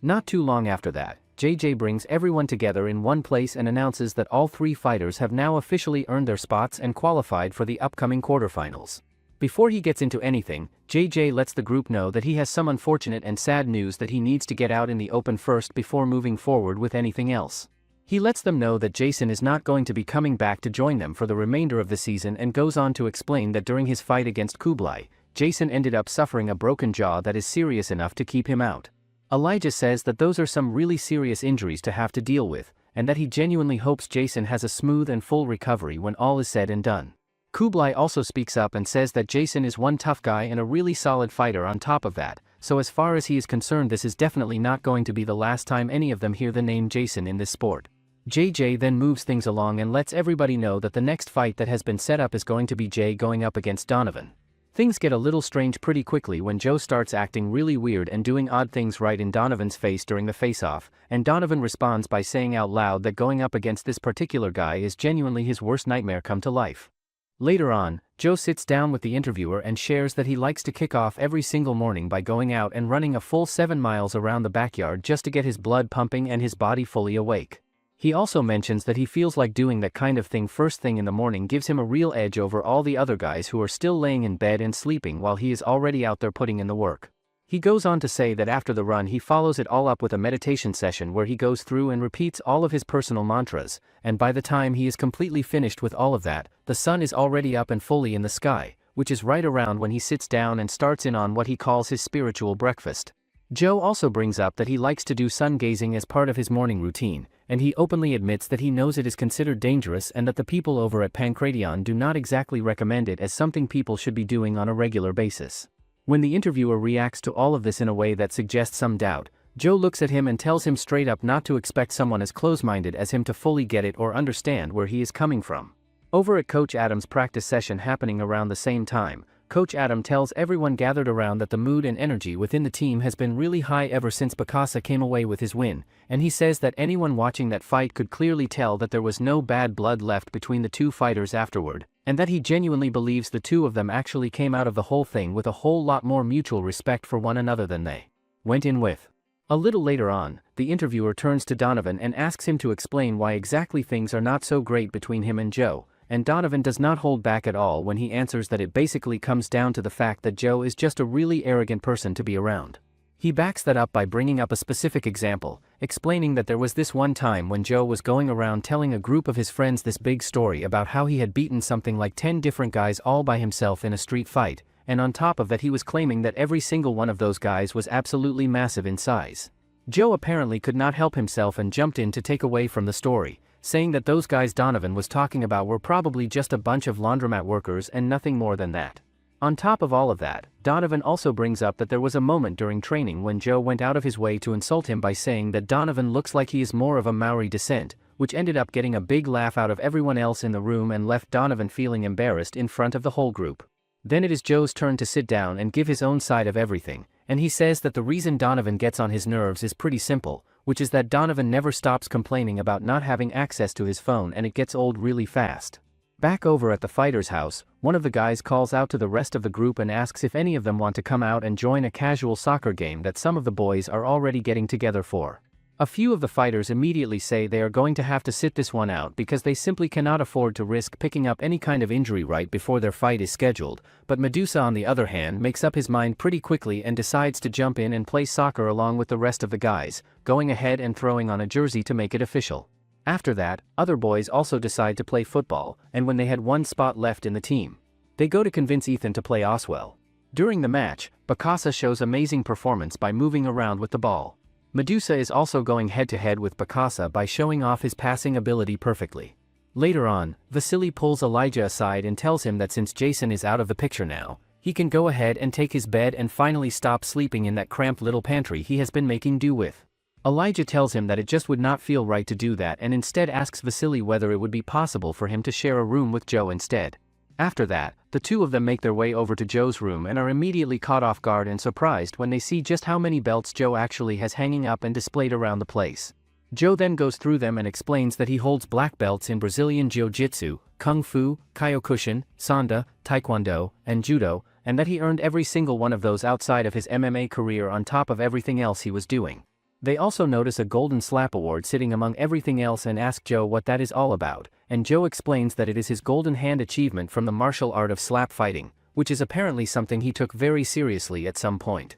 Joe then says that he wanted to have all of these things out and visible as a source of motivation and inspiration for everyone around him rather than keeping them tucked away somewhere. Elijah then notices a wrestling photograph hanging on Joe's wall and finds himself starting to tear up as he looks at it. Joe then tells him that the guy in that photo known as Red Terror was someone that pretty much everyone from their generation looked up to and deeply respected during their childhood. However, Elijah continues to tear up and everyone in the room notices and asks him whether he admired that guy so deeply that it is bringing him to tears like this. Elijah then drops a revelation that completely shocks everyone in the room by telling them that Red Terror is actually his father. Joe immediately asks him whether he even shares his last name, and Elijah explains that his father used a bunch of different aliases throughout his career specifically to stay in character and maintain the persona he had built up over the years. Hearing that, Joe gets even more surprised and asks how Elijah even knows about aliases and the way that whole side of things works. Joe then tells him that he is going to need to prove that he is actually the son of Red Terror before he is going to fully believe it, and Elijah responds by reaching into his things and pulling out his father's special gloves that were never officially released to the public and exist only as a collector's edition that almost nobody has ever seen or held in their hands. He also shows them a photograph of his dad standing right beside him and explains that it was taken on the very first occasion that his father ever came to watch one of his fights in person, which makes the picture mean everything to him. Joe then completely breaks down and starts tearing up himself before pulling Elijah into a tight hug, telling him that he never got the chance to properly thank his father for everything he did for him and all the incredibly hard times that his father's example and spirit helped him get through when nothing else could. The Baldy then recalls a moment when he told Elijah about his mother passing away and how she had actually been one of the co-founders of the Second Life Foundation, which adds another deeply meaningful layer to Elijah's connection to that organization and explains why it means so much more to him than just a charity he volunteers for. Elijah then reveals that his real mother left him when he was still very young and that it was actually his Aunt Sophia who stepped up and raised him and was there for him through everything that mattered in his life growing up. Back in the present, Joe is completely losing his mind at Elijah for being so careless and irresponsible with such precious and irreplaceable wrestling memorabilia that carries that kind of sentimental and historical value. Later on, Joe storms over to Ethan's place and completely freaks out at him for tearing up Elijah's father's picture, convinced that Ethan was the one responsible for it. Elijah then shows up and tells everyone that he has already forgiven Ethan for trashing his room and that there are no hard feelings about it, but then Zach steps forward and drops a bombshell by revealing that it was not Ethan who did any of that at all, but that it was actually him the whole time. Later that night, Zach and Ethan make their way over to Elijah's room with the clear intention of trashing and tearing the whole place apart, but in the middle of doing all of that they end up coming across a photo of Elijah together with his dad. Ethan looks at the picture and asks Zach whether the man standing in the photo is actually Elijah's coach, but Zach does not even bother responding to the question and just reaches over and rips the photo apart right then and there without saying a single word. Jumping back to the present, Joe tells everyone that he has had a quiet gut feeling building up about Zach for a while now, pointing specifically to the fact that Zach carries this perfect undefeated record around with him everywhere he goes, combined with this strange and unusual level of hatred he seems to personally hold toward the Son of Red Terror. Joe then turns and asks Zach directly whether the Son of Red Terror actually scares him deep down, and makes it very clear that he is nothing at all like those other opponents that Zach has been picking up wins against up to this point. Joe also goes on to say that when you really break it down, there are essentially two kinds of fighters that exist in this sport: the ones who are always pushing themselves and genuinely working to get better every single day, and then on the complete other end of the spectrum there are people like Zach himself who he puts in a whole different category entirely. Joe then throws up a middle finger straight at Zach and keeps the insults coming, telling him flat out that he is nothing more than a clown and a straight-up coward who simply does not have what it takes to face the honest truth about himself. Joe then looks over at Elijah and tells him that he needs to go ahead and get out of there because just having to look at Zach for another second is enough to make him feel physically sick. Without missing a beat, Zach then turns to the whole room and drops a bombshell in front of absolutely everyone by revealing out loud that Elijah is in fact the Son of Red Terror, and the announcement completely catches the entire room off guard and leaves everyone genuinely shocked by what they just heard. He further says that up until this point he honestly just thought that Son of Red Terror was nothing more than a nickname that Joe had come up with on his own. Right after saying that, Zach shifts his attention and starts going after Elijah by bringing his mother into it and saying disrespectful things about her in front of everyone. Elijah's face changes completely and he turns to Zach and tells him that he needs to choose his next words really carefully if he has any sense about what is good for him. Zach, however, does not back down even a little bit and keeps deliberately pushing his buttons, saying that it must have been genuinely hard and painful growing up with a father who was a professional wrestler constantly away on the road for more than 300 days out of every single year. He then keeps going even further and brings up the fact that she was probably completely worn down and at her absolute breaking point by the time she made the decision to leave young Elijah behind with his Aunt Sophia and walk away. On top of all of that, Zach also tells Elijah directly that as the only son of such a well-known father, he should be out there pushing himself to actually be better than the man his father was. The moment those words come out, pretty much everyone else in the room turns on Zach and their frustration with him becomes impossible to miss, but he just keeps going anyway and says that the very man who is responsible for so many of their childhood memories growing up could not even be bothered to show up for his own kid. Rather than hauling off and hitting him the way most people in that situation probably would have, Elijah instead takes a few slow steps towards Zach and pulls him in close and wraps his arms around him in what looks like a hug, but then quietly tightens his grip around him with real force and leans in close enough to whisper directly into his ear, asking him whether his wife and his two children would ever truly be able to forgive whoever it was that took his life if someone were to do that to him right now. Elijah and Zach end up crashing straight through the window together, and the rest of the fighters immediately rush over and pull the two of them apart from each other before the whole situation has any chance of getting even further out of hand. How long do you think it will take for Elijah to step out of his father's shadow and prove he's more than just a tomato can? Comment tomato can if you'd like a part 2 of this series. Make sure to like and subscribe the channel for more sports manhwa recaps.